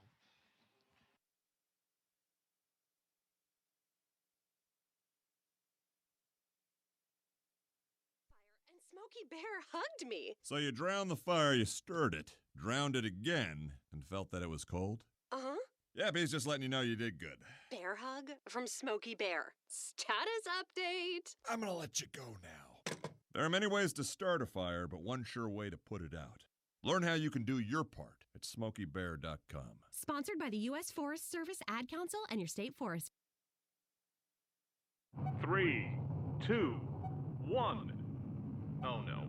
Which button am I? When every second counts, you can't wing it. Guys, a little help up here? In a home fire, you may have less than 2 minutes to get out. So make a family home fire escape plan. Then practice home fire drills at least twice a year so everyone knows what to do when they hear. Prepare your family at ready.gov/fire drill. 1 in 3 adults has prediabetes. That means it could be you, your best man, your worst man. Take the risk test at doihaveprediabetes.org to know where you stand. Brought to you by the Ad Council and its prediabetes awareness partners.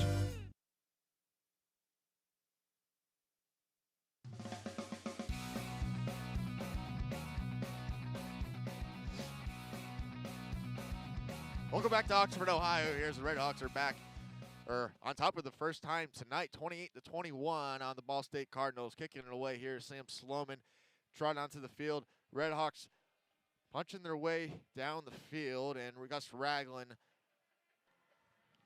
had 2 touchdowns on that drive, but first one was overturned, and sneaking it in there, and the QB sneak for the second time.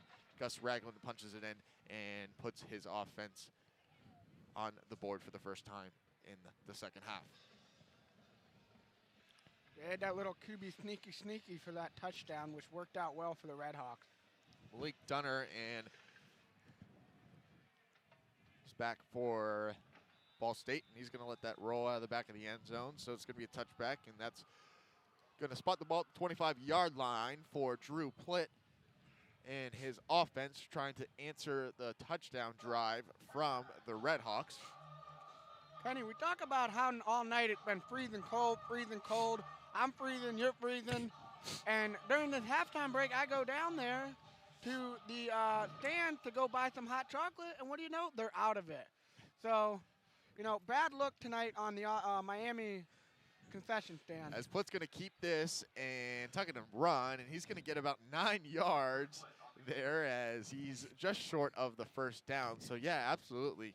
Got to keep the hot chocolate inventory stacked, especially on a cold night like this. And concessions dropped the ball a little bit here at Yager Stadium. Usually there's completely just A1 concession stands here, but it's got to be a tough night because I'm sure everybody, all the thousands of fans here, wanting hot chocolate and multiple cups. I think everybody's going back for seconds. So, I mean, they better send in some reinforcements. Maybe get some concession workers run down the Kroger. You've really got to just question the play calling of whoever the buyer is tonight. Yeah. Absolutely, just didn't come up with a good game plan to prepare themselves for this evening.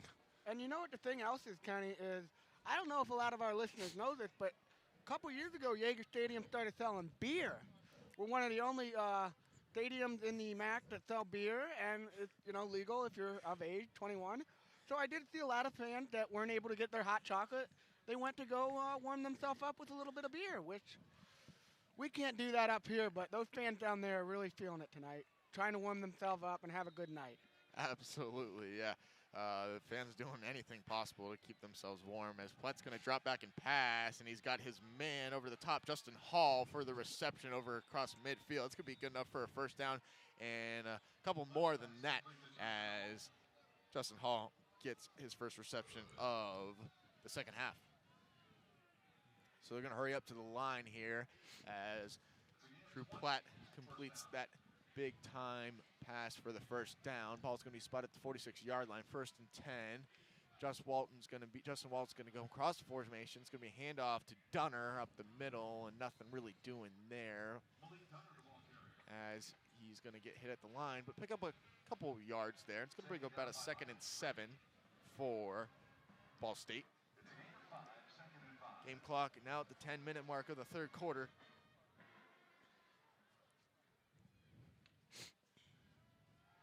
Plate's going to drop back and pass. He's getting flushed out of the pocket, scrambling for his life. He's going to get hit and drive down there by the Miami defense. Bart Barati back there in the backfield once again, having a great game, especially with tackles for a loss, as Bart Barati is really getting it done back there. And Plate's just not looking comfortable back there. Every time that Miami's kind of put a little bit of pressure on him, you can see the young quarterback get a little hesitant and try and run and kind of force into that sack right there. Big 3rd down play here. So Barati's Plate's going to drop back and pass, and he's got it out to his big receiver, Riley Miller, for the 1st down, as he's going to be spotted at about the 38-yard line of Miami. So 1st down and 10, fresh set of downs for Ball State's offense as they're driving once again, trying to answer Miami's touchdown drive from earlier in the half.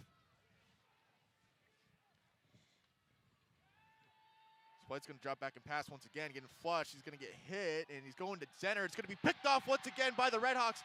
On the interception there is Mike Brown, who's returning it down inside and spinning around, and he's going to go down at about the 24-yard line.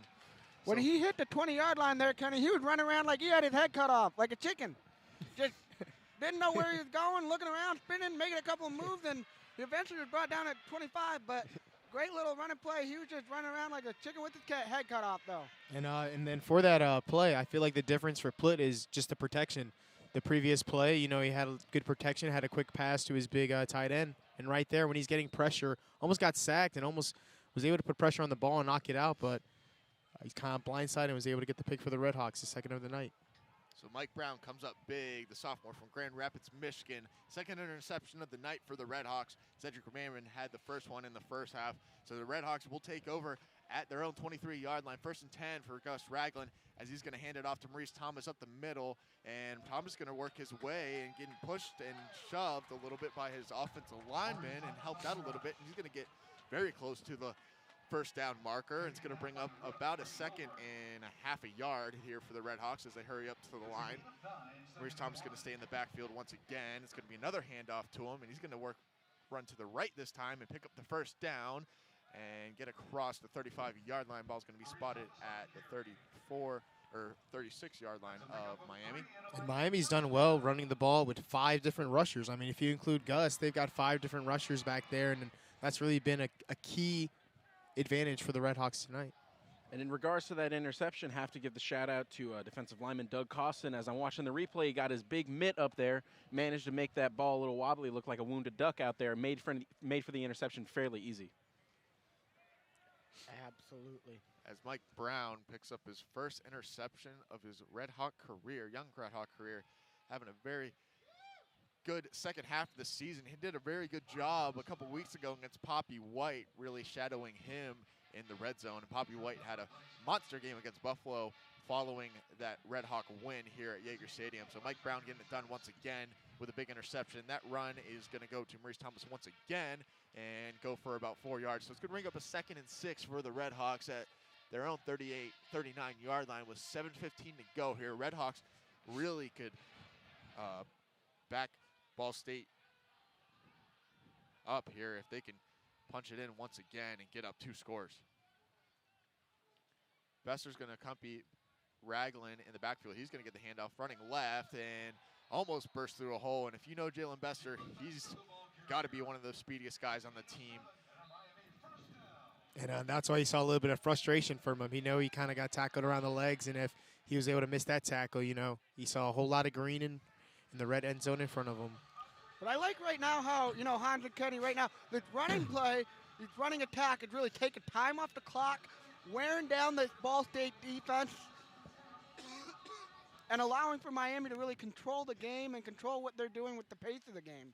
Yeah, and that's going to put Miami at 229 rushing yards, and we're not even in the fourth quarter here, as it's going to be another handoff to Alonzo Smith, and he's working his way close to the first down marker. It's going to bring up about a 2nd and 3 on the play, so Miami efficiently running the ball, and especially if you can get a 2-score lead here and you can run the ball efficiently, the game just about be over if the Redhawks can keep on running the ball the way they have of recent. Really just doing it by committee.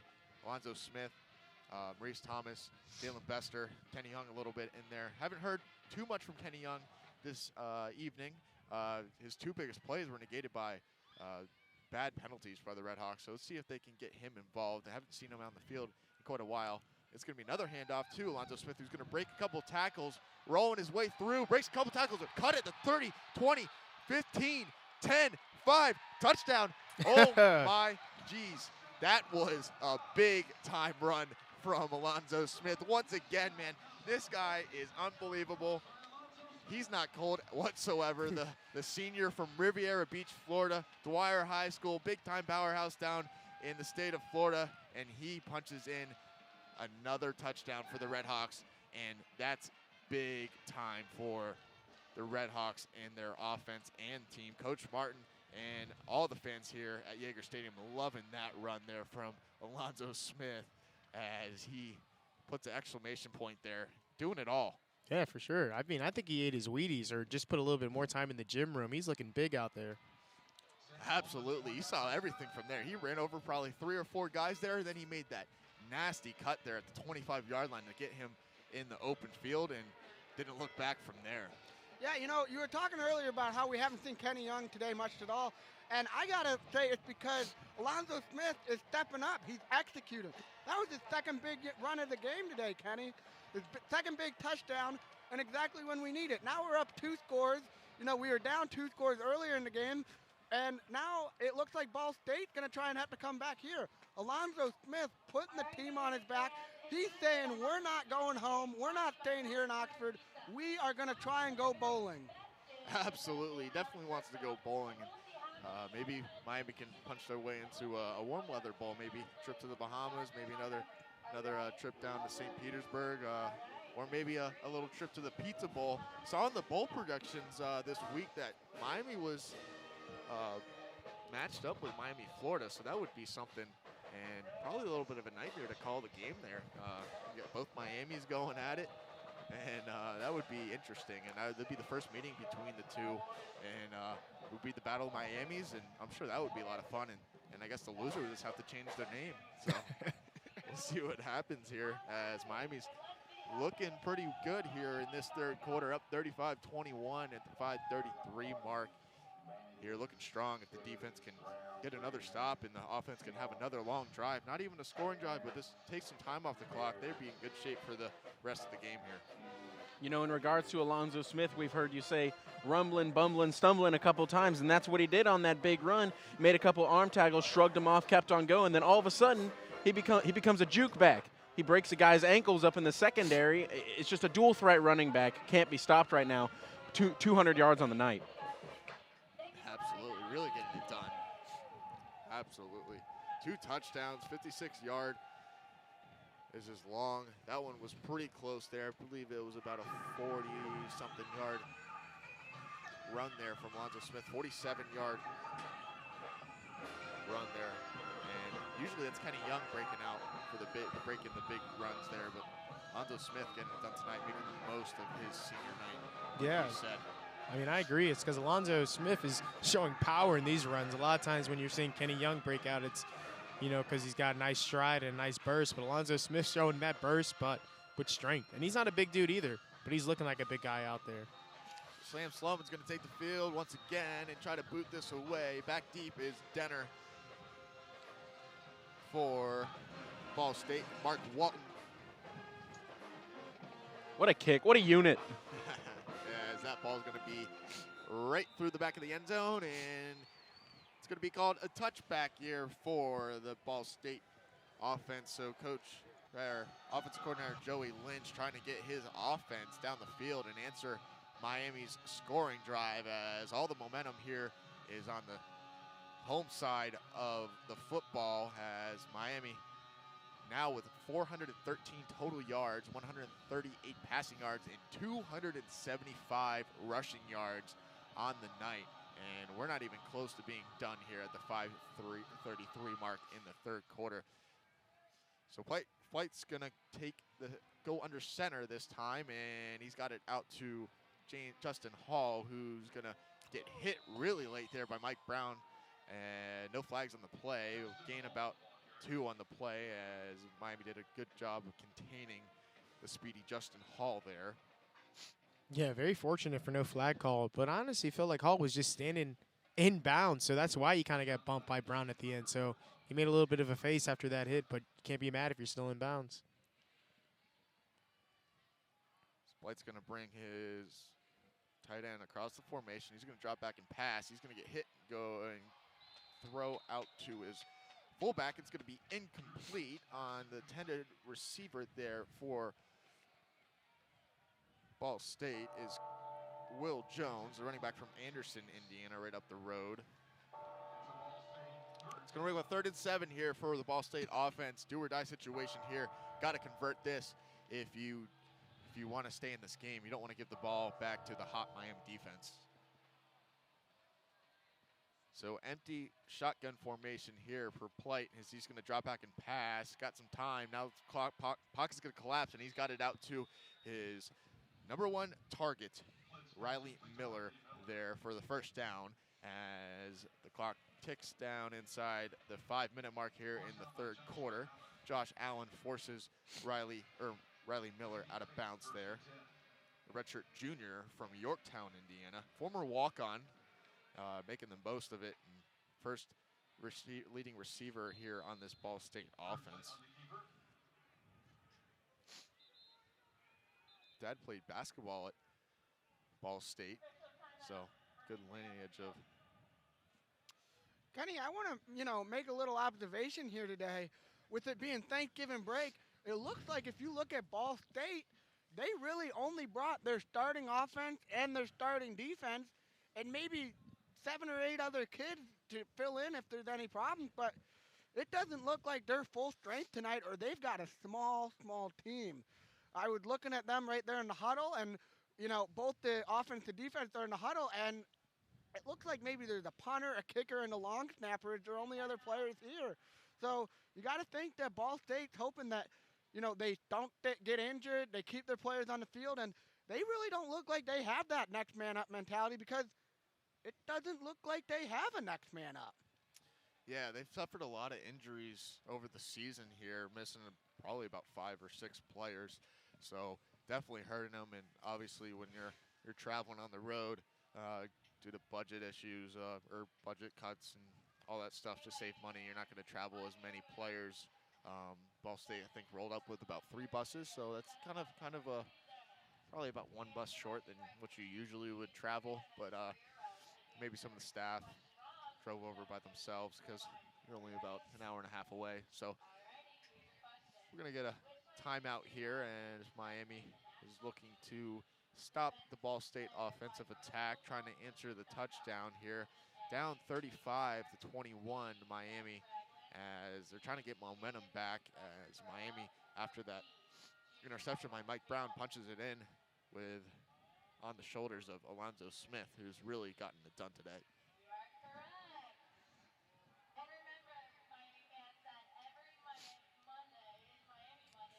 And for all you football fans out there today, I just want to let y'all know what the college football playoff rankings are. As of today, we got, your typical Alabama 1 at 11-0. You got Clemson 2, Notre Dame 3, Michigan 4. That rounds up your top 4, but kind of something interesting. We got Georgia 5, Oklahoma 6, LSU 7, Washington 8. But here's the big surprise, ladies and gentlemen. UCF jumped Ohio State for that number 9 spot. So we got UCF at 10-0 at the number 9 spot, and Ohio State at number 10. Kenny, what do you think about that? Ohio State didn't have the best performance over the weekend, almost losing to Maryland in overtime, and obviously UCF with a blowout win against a pretty good Cincinnati team we saw earlier in the season.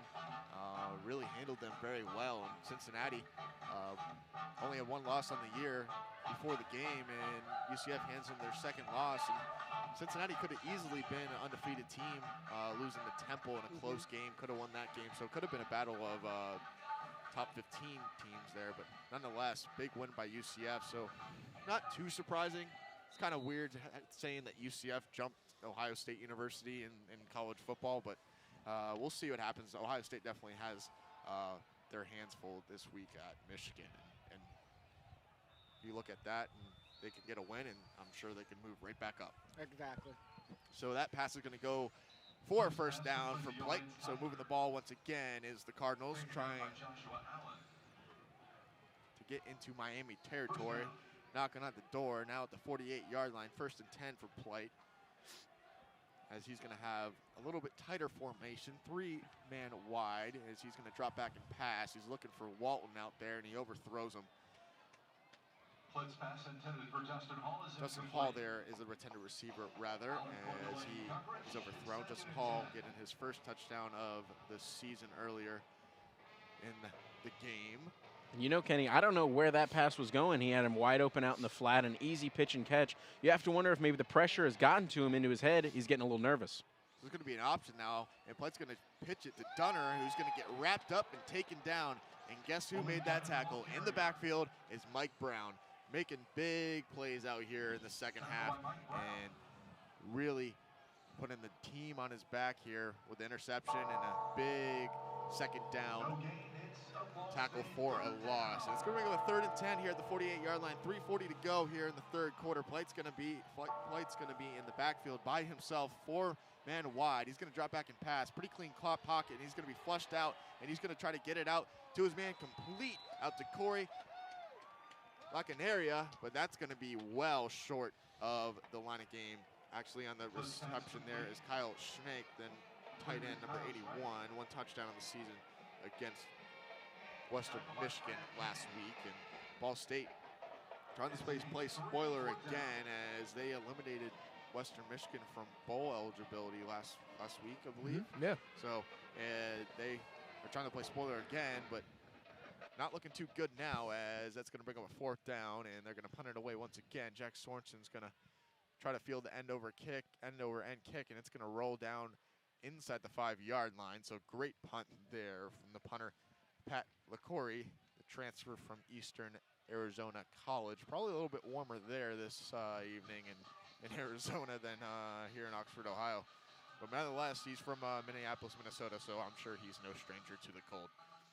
So 35-21 here at Yager Stadium. We're going to stay with you here as both teams are going to take the field, and Miami's going to have their work cut out for them, trying to go 95 yards to really try to put this game on ice here at the 2:45 mark in the third quarter.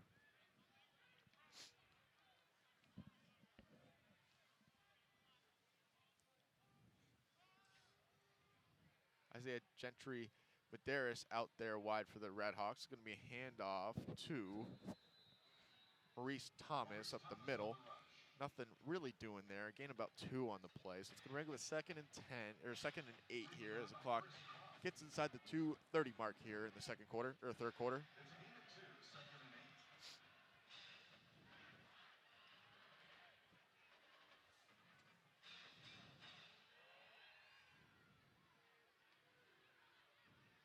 Ragland's going to have a handful of weapons out to his left. Nate Becker there right outside the tackle box. It's going to be a handoff to Maurice Thomas again, and he's going to break a couple more tackles, gain a couple more yards, and he's going to get out across the 10-yard line to about the 11-yard line. It's going to bring up about 3rd and 4 for the Redhawks as the clock continues to tick down. And that's really what we need right here, Kenny, that clock to keep going tick-tock, tick-tock. So Ragland's going to take his time. Miami's going to sub in handful of players. Alonzo Smith coming in the game. Don Robinson also checking in. Jack Sorensen, Luke Mayock at the top of the formation. As Ragland's going to go out of the gun with Alonzo Smith, and this is probably going to be a run to Alonzo Smith, see if he can break another one here for the Redhawks. Ragland taking the clock all the way down, and Miami's going to be forced to take a timeout there, as he probably didn't see the game clock, as Miami has to burn their first timeout of the half at the 1:21 mark of the third quarter. Pretty evenly, and the time of possession is pretty even here, as Miami's got 23 minutes compared to 19 minutes here for Ball State, as it was pretty even throughout the game, but Miami in this quarter has held on the ball a little bit longer, so that's what the differential really is in the game. Tyler Fleetwood now checking in for the Redhawks at wide receiver. It's going to be at the top of the formation, outside of the slot, with Jack Sorensen in the slot. And I've hung out with Fleetwood a couple of times. He's a good kid, so I'm glad to see him get some recognition tonight at wide receiver. So Ragland's going to get a call from the sideline. Single callers over there, about 3 of them. Backup quarterbacks for Miami. Ragland's going to hand it off to Alonzo Smith, who's going to make a back cut and pick up the first down. Fall down just past the first down marker and pick up a much-needed first down for the Redhawks as that clock continues to tick down once these chains are set. Dr. Morris over there holding the chains, slam professor, who I have the honor of having him as my professor for 2 of my classes. Really great guy down there, staying warm, doing a good job with the chains. Sorry for that, ladies and gentlemen. So the clock's going to tick inside the 1-minute mark here at Yager Stadium. Ragland is going to take his time. It's going to be another handoff to Alonzo Smith, really working him hard, as he's going to get stood up at the line of scrimmage, but not before he picks up a couple of yards, falling forward to about the 20-yard line. It's going to bring up about a 2nd and 8 at the 20-yard line, and Miami is not going to have to snap the ball for the rest of the quarter. So that's going to bring us to the final quarter of the regular season here for the Miami Redhawks and the Ball State Cardinals, as this is the last rendition of Maction here on Red Hawk Radio. We're going to take a quick break as the clock continues to tick down. 5, 4, 3, 2, 1. Fourth quarter. When we come back here, Miami up 35-21.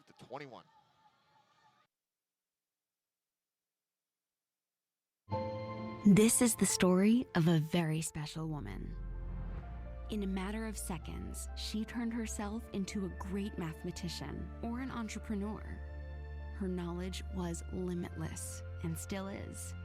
She could also make monsters disappear, especially those that lurked in the shadows under the bed. Once, this woman put back together a teenage girl's broken heart, which had been shattered in 1,000 pieces, just by giving her a bear hug.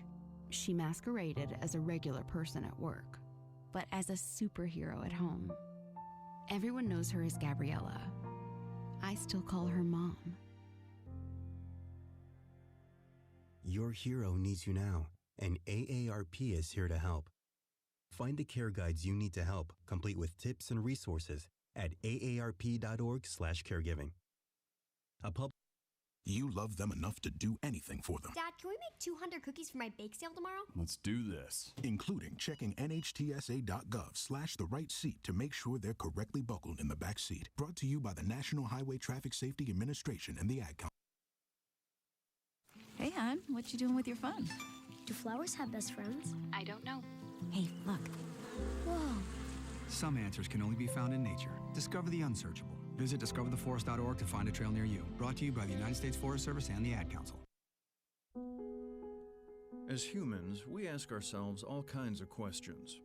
But what if we were forced to ask ourselves a question every day that affected the outcome of the most basic things, the most important things in our lives? The question is, what is your sexual orientation or gender identity? And the answer is the difference between keeping your job or getting fired. The answer is the difference between staying in your home or getting evicted. The answer is the difference between receiving medical treatment or not? Because in 31 states, it's legal to discriminate against people based on their answer to this question. LGBT Americans have the right to say I do, but they don't have the same basic rights as everyone else. Get the facts at beyondido.org. Brought to you by the Gill Foundation and the Ad Council.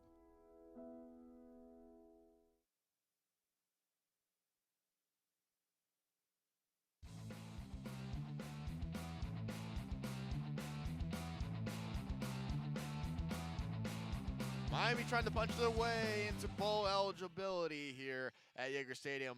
15 minutes left in this regular season for the Miami Redhawks, up 35-21 here as they're going to try to punch it in one last time, or not one last time, just trying to work the clock down as much as possible as they got a 2nd and 8 at the 20-yard line here for the Redhawk offense. This is where you find out where men are made from. This is where you separate men from boys. This fourth quarter here going into this bowl eligibility. If we can do this, we're men. If we can't, we haven't risen up to the occasion. So Gus Ragland on the day, 138 passing yards. Really hasn't had to do much, especially with Alonzo Smith really putting the team on his back. And Alonzo Smith's going to get the carry once again, running left. Redhawks moving left to right across the radio dial here. Nothing really doing there, so it's going to bring up a 3rd and long for the Redhawks, as officially it's going to be 3rd and 6. So manageable 3rd down for the Redhawks as they're going to milk that clock as much as possible, taking their time. And maybe Redhawks kind of taking their time as they're used to kind of pushing the pace there and trying to get the line of scrimmage. Maybe they're getting a little bit out of sorts and a little bit out of rhythm here, trying to milk the clock here. You sometimes see that from offenses. I don't know what you think, Hans, about that. Yeah, you don't want to just be complacent, but like you said, you want to take time off the clock, but you don't want to be complacent. So Ragland's going to run that clock as far as possible. He's going to pass it now and got it out to his receiver, Luke Mayock, across the middle of the field, and that's going to be good for a Redhawk 1st down. Luke Mayock grabbing that pass from Ragland as the clock's going to continue to tick once that chain gang gets set inside the 14-minute mark near in the 4th quarter. Redhawks taking their sweet time here, milking that clock as much as possible.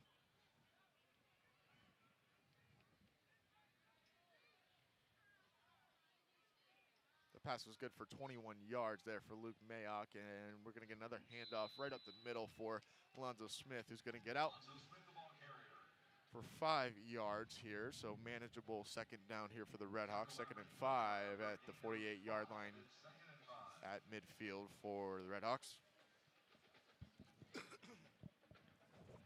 And, you know, right here with this, we still see that Ball State got all 3 of the remaining timeouts. We're going to want to save that as the time keeps going and the game gets later into the game. And Miami's only got 2 right now. We used one earlier in the 3rd quarter as we tried to, you know, figure out what to do when the clock was running down. Gus might have lost track of time, but who knows. But comfortably sitting at 2 timeouts, up 2 scores. We're in a little bit of good position right now, Kenny. So that run takes, that 5-yard run from Alonzo Smith puts him at the 200-yard mark of the day here as Jalen Bester gets the call now, running to the right and picking up the 1st down for the Redhawks, moving the chains once again as he works his way into Cardinals territory. So Jalen Bester picks up the 1st down there for the Redhawks. And you just gotta love the running attack by committee, like you said earlier. I mean, we got 5 different rushers. I'm including Gus Ragland. I've been doing that all day, but 5 different rushers in that backfield is giving you fresh legs. So Ragland's going to run that game clock all the way down here as we're going to get close to the 12-minute mark now. Redhawks humming along here as Alonzo Smith's going to get the carry, moving his way through the backfield and made a lot out of nothing there, dodging defenders in the backfield, getting upfield, and picking up a good chunk of yards there. They bring up 2nd and 4 for the Redhawks. Yeah, it looked like he was going to be tackled for a loss on that last play, but what we've seen a lot from Alonzo Smith is more of what we've seen earlier in the day, is making defenders miss and making a positive out a play that should have been down for a loss. You're exactly right there, Hans. You know, that one thing in football, always keep your feet moving. Alonzo Smith always keeping his feet moving tonight on the running game. It's going to be a handoff now to Jalen Bester. He's going to break a couple tackles, get an open field, working his way down the sideline. He's going to get taken out at about the 8-yard line. Jalen Bester showing off that speed, young man, and getting inside the 10-yard line, putting the Redhawks in the red zone and bringing up a 1st and goal here. The Redhawks really trying to put the pressure on Ball State, trying to go up 3 scores, up 35-21. Ragland's going to snap it again and hand it off to Jalen Bester, who's going to work his way right up the middle and get about 5 yards on the play. So it's going to bring up a 2nd and goal here at about the 3-yard line. So Redhawks are in business as they're going to sub out Jalen Bester and give him a quick breather. Entering the game now is Alonzo Smith at running back, and this might be right to him as he's going to line up right next to Gus Ragland. Alonzo Smith seeking his 3rd touchdown of the evening. Ball State almost jumps the snap there, but gets back in time. It's going to be a handoff to Alonzo Smith, who's going to work his way into the end zone and put Miami up 3 touchdowns now as Alonzo Smith picks up 3 more yards, another touchdown, and on the day, Alonzo Smith is over 200 yards rushing and has 3 touchdowns. So heck of a senior night for this young man as he's going out with a bang. Kenny, that might be the straw that broke the camel's back for tonight. 3 touchdowns were up right now. 3 of them for Alonzo Smith. Great night for the young man. You know, up 41 right now, 21, pending a PAT, 42-21. You almost can look at the Ball State sideline. They're defeated. They're cold. They want to go home right now. So let's just keep it up for the Redhawks. Maintain this, what we're doing right now. 508 yards of offense. Great start to this 4th quarter, Kenny. And looking at that time of possession, the Redhawks now are up 10 minutes on the time of possession, 29-19. So that 3rd quarter really paid off for the Redhawks, killing a lot of time and punching in the end zone very efficiently. And like you said, over 500 yards, total yards, and 349 rushing yards. Alonzo Smith has 205 of those. So really getting it done. And this Alonzo Smith, usually when the Redhawks are rushing it efficiently, it's usually the Kenny Young 1-2 punch. And it's been a little bit of Maurice Thomas and Jalen Bester. As you saw, Jalen Bester setting up that touchdown run, but Alonzo Smith really has been the workhorse tonight. So we're going to take a quick break here at Yager Stadium. Redhawks now up 42-21 here on the Ball State Cardinals, looking to get bowl eligible here and get into the postseason for the first time in a couple of years. You're listening to Red Hawk Radio.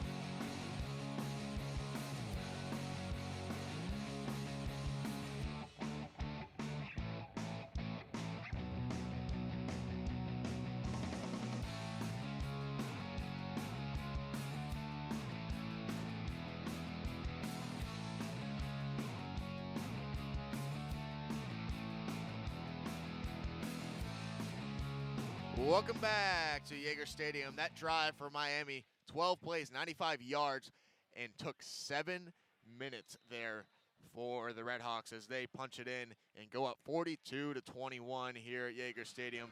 Miami rolling now as Sam Sloman is going to kick it off once again deep to Malik Denner. the junior from Carpentersville, Illinois. Hasn't really been able to do anything at all. Also back there is Justin Hall, who has one of the touchdowns for the Cardinals this afternoon, or this evening, rather. Be a little bit warmer if it was an afternoon, but pretty nice day in Oxford. It's been off. Just very cold nights. Very cold nights. Well, you can't really expect much more. We're in Ohio. Ohio's kind of one northern state, and you know it's almost wintertime there, Kenny. Yeah, I mean you think it's a little bit more milder here in southwestern Ohio rather than being in Cleveland. Yeah. You'd think, man. We hit all the seasons here in this area. They led you astray when they told you that. Where's that global warming when you need it? So that Sam Sloman kick is going to be taken for a touchback. So Ball State's going to pick it up at the 25-yard line, and here comes Drew Pitt, trying to keep his Ball State Cardinals in the game here with a quick score. As crazier things have happened, down 42-21 with 10:27, so plenty of time. But you got to get a couple quick scores here and maybe a couple turnovers to flip this game around. As Plitt's going to try to go deep. He's going to get it out to Justin Hall. It's complete. He's going to spun around. He's going to fumble, and they're going to say he's down. They're going to mark him down at about the 32-yard line. So pitch and catch there. Justin Hall is good, as he was spun up in the air, came down on his head, and looked to be fumbling the ball. They're going to maybe take a look at it. Ball State's getting to the line quick, try to review it, but nope, that's going to be snapped, and Dunner's going to have open space. He's going to get the corner. He's going to hit the sideline, and he's going to pick up a lot of yards there. Mike Brown forces him out over there across midfield into Miami Redhawk territory goes Malik Dunner, as he picks up a chunk of yards there for the Cardinals. And that's just reminiscent of what we were seeing from Ball State in that first quarter. He just kind of just ran, took it out to the outside, and took a lot of side steps to make that big run right there after the crazy play we saw earlier with Hill and getting up in the air. So 1st and 10 here at the Miami 43-yard line. Dunner's going to get it once again and work his way to the far sideline. It's going to be hit and taken down there on the tackle is Brad Koenig. And this clock is keep ticking down. 9 minutes to go, really, in this fourth quarter. Ball State got it, down 3 scores. They got to hurry up a little bit. So 2nd and 7 here at the 9-minute mark in the fourth quarter. Ball State moving the ball just a little bit, but they're killing the clock with all these runs. Plate's now going to pass it. He's going to try to go deep. He's got it out complete and knocked away at the very end, looking for Keon Williams there, as he's unable to come down with the catch there. It's going to bring up a 3rd and 7 here at the 40-yard line. Miami trying to get off the field and get it back to their offense. And if they get back to their offense and their offense can keep on doing what they've been doing, this game is probably as good as done. But 3rd and 7 here for the Red Hawk defense. Plate's going to have a handful of receivers out to his left. He's looking left. He's going to be flushed right to the pocket. He's scrambling. He's going to try to take off and run, and it's going to be 4-down territory probably for the Cardinals, as he's going to go down short, about 6 yards short of the line of gain. So 4th down for the Cardinals, and no hesitation there for head coach Mike New, as he's going to keep his offense on the field. Miami subbing in a couple players. Ben Kimpler's going to come in and relieve Quinn Calcagno at defensive end. Miami is going to be spread out a little bit here. 4 wide for the Cardinals offense. In the gun goes Plight all alone in the gun, as he's going to have the snap count and drop back and pass. Looking for a man. It's going to be caught by Riley Miller, and they're going to say he was taken out of bounds. It looked like he turned to catch the ball there, and his momentum took him out of bounds, and that's going to be a turnover on downs unless they review this, and it looks like it's going to probably stand, and it looks like we're not even going to get a review here. So Miami successfully stops Ball State's drive there, as they move the ball pretty well on that drive, but take over on downs at the 7:59 mark here Gus Ragland and his offense looking to ice this game away and milk the clock as much as possible. Taking over at the 39-yard line, 1st and 10 here for Gus Ragland, the 5th-year senior from Archbishop Moeller. And you know what surprising, Kenny, is that, you know, the Ball State offense leads the MAC in 4th down conversion, so good stop there by the Redhawks. It's going to be another handoff to Alonzo Smith, who's going to be taken down there. Nothing really doing there, but falls forward. And Alonzo Smith looks like he gets stand up at the line sometimes, but falls forward and gets a couple more yards than you really think. So gain about 4 on the play there, as he's always just going to keep those feet churning, and a big body, big lower body is going to pick up a good amount of yards there. And he's really shown just about everything this evening with the power and the agility and the 3 touchdowns and over 200 yards. Really getting it done this evening. Keep on saying this afternoon. There's no way this afternoon. It's been dark out since we've gotten to the stadium. So 2nd and 6 here for the Redhawks. Going to be a handoff this time to Maurice Thomas, who's going to go right up the middle and pick up a 1st down here for the Redhawks, as the clock's going to be stopped at the 7:05 mark and keep moving once the chains are set.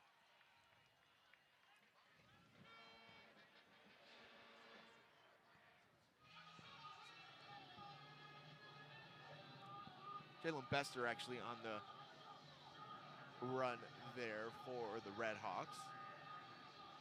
Bester having a pretty quiet game on the ground with 65 rushing yards, running for about 9 yards per carry this afternoon. The touchdowns going to Gus Ragland and Alonzo Smith.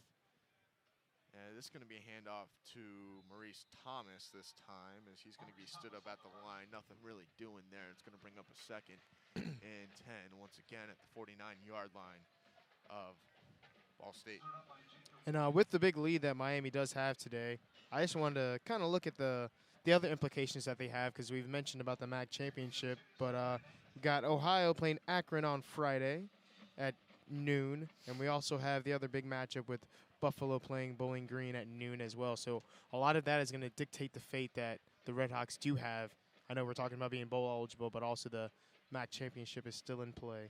Absolutely. The Redhawks, given they pull out the victory this evening, we'll have to sit and wait and see what happens, and hope for an upset in Bowling Green, Ohio, and Buffalo go down, and Ohio University getting a win, and Miami could find themselves playing in a rematch in the MAC championship game with Northern Illinois, who they knocked off just a week ago.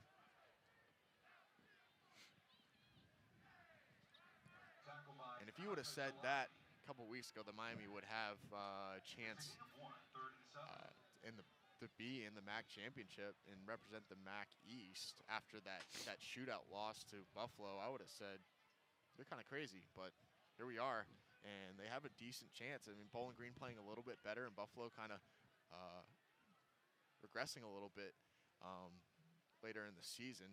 Very high-powered offense, but we'll see what happens. Crazier things has happened here, and see if the Redhawks can find themselves in the MAC championship and get 2 more games under their belt.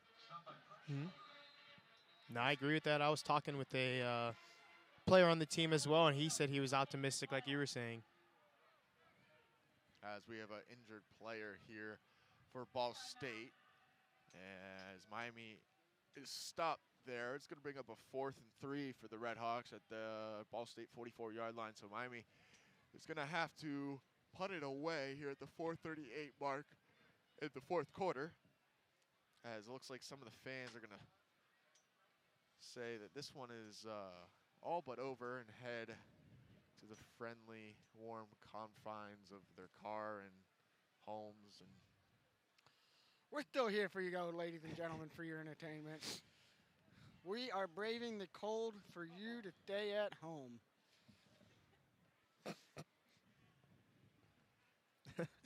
Maybe the supply of hot cocoa has come in, because I see some people sipping maybe some coffee or hot cocoa down there. Maybe they replenish their concession stands.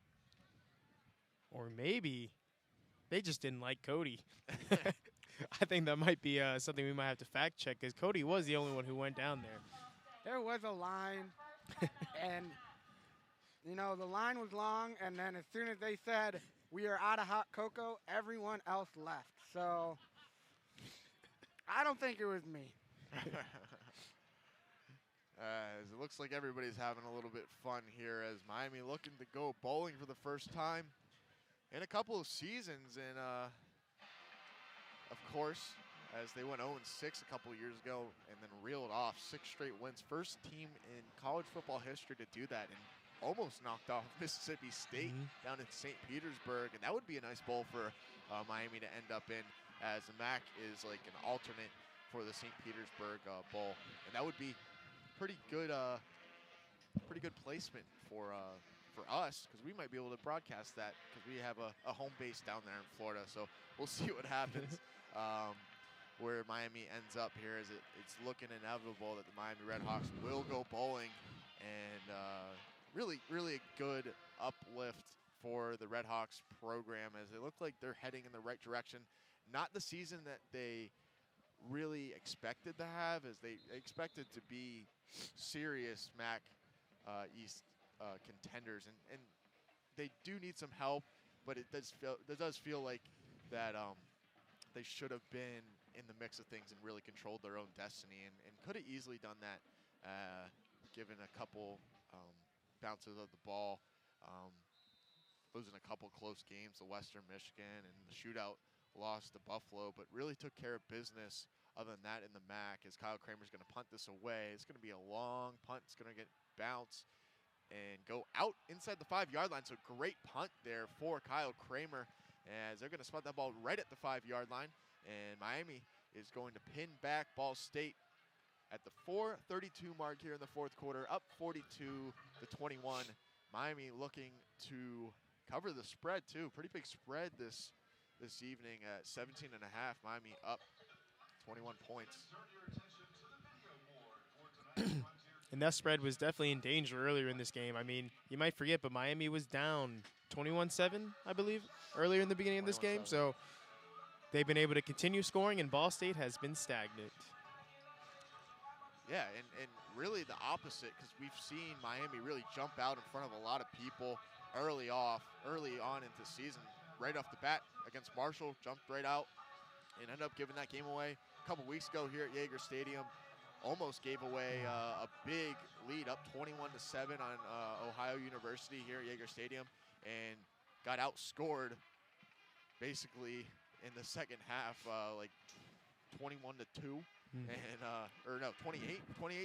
So the Redhawks, no, 21-2, and the Redhawks pull out the victory with. We're not math majors. With the safety, yeah. Sometimes math's hard, so we'll see. But yeah, Redhawks really had a good effort this evening, getting out to a pretty good start, letting it slip away a little bit, but then firing back and jumping out to a big lead, and really have coasted the rest of the way at the start of the third quarter.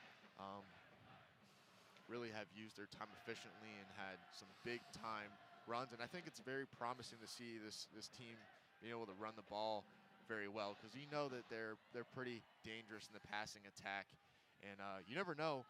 You could see James Gardner maybe in a bowl game, given the rest that you can get in a bowl game, depending on what bowl game you're slotted. You could be in mid-December, early December, but you got to believe that James Gardner might have a chance of playing in Miami's bowl game if it's a little bit later of a bowl. You got to hope, too, especially considering the fact he's been out with, a concussion? A head injury is something serious, but he's been out 3-4 games right now, and concussion injuries, if you're in the NFL, you're out 1-2 weeks. I don't know if it's that severe of a concussion that he's out for this long, but maybe hopefully with this rest, he'll be able to come back. And he's a difference maker when he's in the game. He's a big, huge, lengthy wide receiver. You always got to put a man on him and watch him. So you got to hope that his head clears.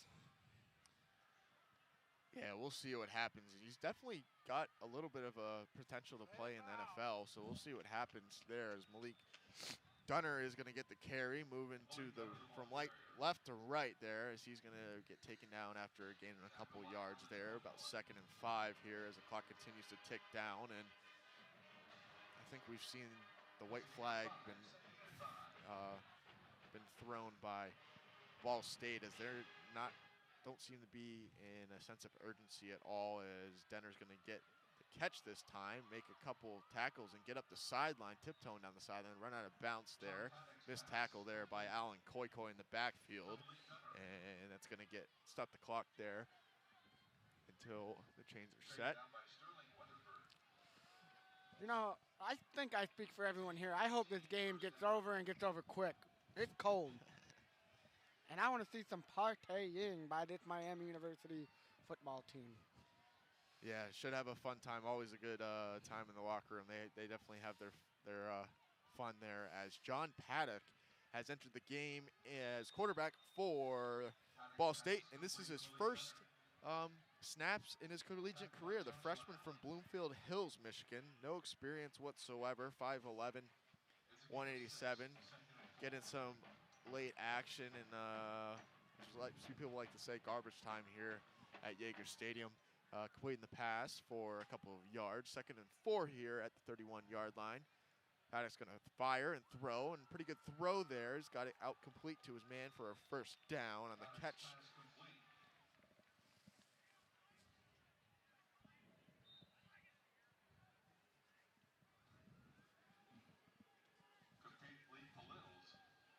To Littles.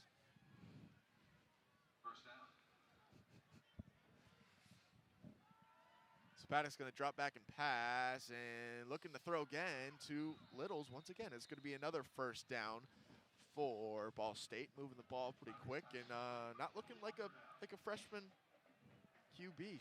Firing in there. Did get a penalty on the play. Ooh, Miami's going to have a roughing the passer penalty called on them. That's going to push the ball up here, and I know not much of a gambling man, but I can sense that there would be some people upset if Ball State punched it in here. And it would mean that Miami would not cover. So maybe you'll see a little bit of backlash there on SportsCenter, as I know Scott Van Pelt has like a bad beats type segment there. So we'll see what happens as Paddock's working his way down the field. He's got it out complete to his receiver once again. It's going to be out to Kyle Schrank, junior from Fishers, Indiana.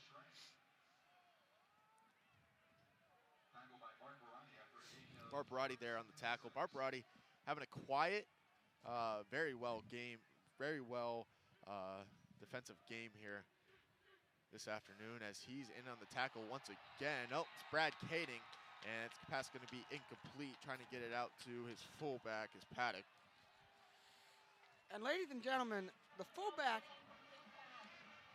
right there on that catch, he does not look a centimeter over 5'6" He is a very short individual out there playing fullback. And you just got to think, garbage time, send him out there, see what he can do. And he's not doing much. He couldn't catch that ball. And if you would have had, made a football move and completed that, that would have been a good fumble there. As Paddock's going to drop back a pass, but not before a whistle is blown, and it looks like Miami's going to take their second timeout of the half at the 1:54 mark. Coach Martin doesn't look very happy over there on the sideline. Maybe wants to just get his team a breather. I know the fans are probably not happy about that stoppage of time here. You know, Cody, I got to say, I'm 5'6" myself, and I think that I could be a collegiate athlete, so you can't knock us, all right? Oh, I'm not knocking you. I'm just saying, short guy, garbage time. Maybe he didn't get much playing time, or he might be who knows? He just doesn't have hands, apparently. He couldn't make that catch and bring it in, so I'm not knocking players 5'6". I myself am 5'10", so short guys can get it done, especially on the field, and they can make these plays, but not number 40 for Ball State. And it's going to be hard to make these catches, too. These guys, this garbage time, they've been sitting on the bench all night, and it's 20 degrees outside. Their hands have got to be cold. Bones have got to be brittle. You know that they weren't warming up. They weren't expecting to play tonight. They were sitting on the bench waiting to go home, and all of a sudden coach tells them to get in there. Might be hard to make a couple catches first starting off, but there's only 2 minutes left. And I'm just glad that you spoke up, Sean, for us short guys. You know, I was going to come at Cody, but I was trying to be a little respectable and just kind of stay quiet. But, yeah, you might have an army of 5'8" and shorter people coming at you, Cody, if you keep having those remarks. It looks like we're going to get a review here on the play, as they might be reviewing if this was a fumble or not. Coach Martin taking the timeout, and if this is called a fumble, Miami takes over. It would all essentially end the game here at the 1:55 mark in the fourth quarter. Miami can go home victorious, up 42-21. The folks in Vegas could be happy about Miami covering. Kenny, I wouldn't be too confident. With these two guys, we got Hans and Sean. They think the little guys are going to be able to score this touchdown and, you know, get rid of this cover. So maybe the little guys out there for Ball State want something to prove, put up 28, 42-28. I don't think they will. They're going to upheld the call on the field as an incomplete pass. And I don't know what you're talking about here, because Will Jones, the running back here from Anderson, Indiana, redshirt freshman, he's listed at 5'11", 200 pounds. So maybe he looks a little bit smaller down here, but he is bigger than all of us up here. So I don't know if we should be knocking him as much as we should. And he's a redshirt freshman, so sophomore in the classroom. He's got a lot of time in the weight room, eat some peanut butter jelly sandwiches, and he could probably get that 6-foot mark and get up to about 215. Be an effective player in the MAC. As Paddock's going to scramble and get taken down there, as Miami is killing time here on the tackle. There is Doug Costin. Are they going to go for it on 4th and 9 here, Kenny? It looks like they are. 4th and 9. 4th and 9 here for the Ball State Cardinals at Miami's 35-yard line. Clock inside the 120 mark now. Paddock is going to drop back and pass. He's feeling the pressure, and he's going to go down in the backfield. And guess who made the tackle there? None other than Brad Koenig. He wanted that. Being a walk-on, you know, 5 years ago he walked on, worked his way up, went into the weight room every day, and here he is making that big play on his senior day to send the Miami Redhawks to a bowl game. With that loss of yards, that'll actually knock Ball State under 400 yards total for the team. They were above 400 yards after that third down play. Now they're back under it. But still, 400 yards of total offense to be down 21 points is not a very respectable number. So Brad Koenig finishes off the day basically with the sack. The fifth-year senior from Ann Arbor, Michigan, celebrating senior day. And these seniors here at Miami will play their final game at Yager Stadium, and they've earned themselves a bowl game here, as they will play in the postseason and sit and wait and possibly play in the MAC championship if all the dice roll the right way for the Redhawks.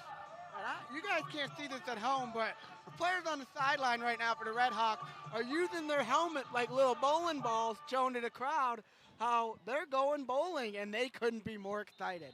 As Alec Malzahn, the transfer from University of Michigan, knees the ball down for the Redhawks, who probably is going to be the quarterback of the future for the Redhawks, as Gus Ragland ends his career as a Redhawk in regular season in Yager Stadium. As the clock continues to tick down inside the 15-second mark, Miami's going to win 42-21 here at Yager Stadium, as both these teams are going to meet at midfield and say job well done, but job better done by the Miami Redhawks this evening as they get to go bowling. Something they haven't been able to say in a couple of years, and hopefully they can get a bowl streak going here in Oxford, Ohio. and they're going to fly the Maction Pirate flag as every team in the MAC, if you get a MAC win, you can fly the Jolly Rancher flag high above your stadium, and that's exactly what Miami's going to do as they improve to 6-6 on the season and 6-2 in the MAC. Oh, yeah, and they're celebrating over there right now with the band. They're playing the alma mater and our fight song, and it looks like these Miami football players are just going to be celebrating all night there, Kenny. I know that, they're happy. They're excited to go bowling. They're excited to, it's going to be in the committee's hand where they really go and what bowl game they're playing in. But I'd like to think that with the Redhawks on a 3-game win streak and their offense finally picking up later in the year, you got to watch out for them. If you're a team playing them, do you really want to play this good streaking Redhawks team? Yeah, and I think the matchup is very intriguing with Miami, Florida, possibly in the bowl game up in Detroit. But Miami's going to be able to sit back and enjoy Thanksgiving and watch and wait on Friday and see if Bowling Green can pull off the upset and send Miami to the MAC championship game. Because you got to believe that Akron is probably not going to be able to beat Ohio. So this is Redhawks are in a good position here. They're going bowling. They're heading in the locker room. They're going to celebrate. They're going to enjoy this win for a long time. But it can't be understated how important a bowl game is in college football, because not only do you get a good amount of money on your check in your banking account, but you also get a lot more bowl practices, and you get a lot more experience under your belt, especially for a young team like the Redhawks. It's definitely an asset for them to get those bowl practices, and definitely good for the Miami fans and faithful and students, and pump some more belief into this football team as the future looks bright. As a lot of people were on Coach Martin's, just criticizing Coach Martin a lot and thinking that he might not be able to get done, but he looks like he's got this program heading in the right direction. Yeah, I think he was finally able to turn that recruiting classes that he's been able to get, and the problem I think that's happened with Martin a lot of times is they get off to this slow start, they get in their heads, and then all of a sudden they win 2-3 games, and then they're back in it, and tonight they had that capitalized win. They're in this bowl game, and you're Chuck Martin and the Redhawks. You can't be more than happy right now. There's a couple games in the past that you could have won, you should have won maybe, and you didn't, but that was the past, and right now, ladies and gentlemen, your Miami Redhawks are going to a bowl-eligible game. And if it's in Detroit, I believe me, Kenny, and Hans will probably be there. And I don't Sean. know. And Sean if he wants to go, but, it looks like we might have a trip up to Detroit if they can get into that bowl the quick lane bowl that we were talking about earlier. Or we'll see. We'll see what happens. We'll Maybe see. Miami can end up in the Bahamas. We can pull a couple strings and get some If it's money in the down Bahamas, I'm going. Yeah, so we'll see what happens as Miami's future is bright, going bowling for the first time in a couple years. And I know Hans has been here for longer than all of us here, and it's probably good to see Miami back into the postseason for you. Yeah, for sure. I mean, we saw it in 2016 happen, and I think that's when there was about a ton of hoopla, especially because they went, 0-6, and then they got those 6 straight wins. But to see this, I like what you brought up, talking about Coach Martin. I actually talked to a couple of the football players because they're in my class, and I wanted to know how they felt about Coach Martin. And I know one person specifically said he likes him. He can be hard on them in practice, but he kind of likes what he's bringing to the program. So I feel like getting that bowl-eligible bid is definitely something to have on his resume, and hopefully get him a little bit less slack on his back. Any final thoughts here, Sean? Just have to commend Coach Martin and the offensive play calling tonight. Really just giving Alonzo Smith the ball, spreading the ball around in the rushing game, though. Like you said, 5 rushers on the night, spreading the ball around and keeping the defense on their toes, and all of a sudden a play action, a quick screen. Just really, really unique play calling and great stuff out of Coach Martin and his offensive team. Absolutely. As the Redhawks pull out the victory here in the final regular season game here at Yager Stadium. All the seniors did a great job. Lonzo Smith, Lonzo Smith, Gus Ragland, Brad Koenig, all those guys. Kenny Young really didn't get it going really this evening, but he's got to be happy for his teammates as they got the job done, and all those guys are team players. Great effort here for the Redhawks and Coach Martin as they will get a chance to play in a bowl game, and it's going to be an exciting time here in Oxford as we'll see and sit and wait and think and maybe sneak their way into the MAC championship game. So for Kenny Schierlinger, Hans Juste, Sean Callahan, and Cody Shagovac, thank you for tuning in for us. Hopefully we'll be able to bring a MAC championship broadcast to you on Red Hawk Radio, and hopefully we can bring you a bowl game here on Red Hawk Radio as some of us here will not be here. This will be our last regular season broadcast, so thank you for tuning in for us. We'll be broadcasting all the basketball games this season as Miami's basketball team, both those teams, women's and men's team, are looking pretty strong this year. So final here at Yager Stadium, Miami 42, Ball State 21. Good night, everybody. Stay warm.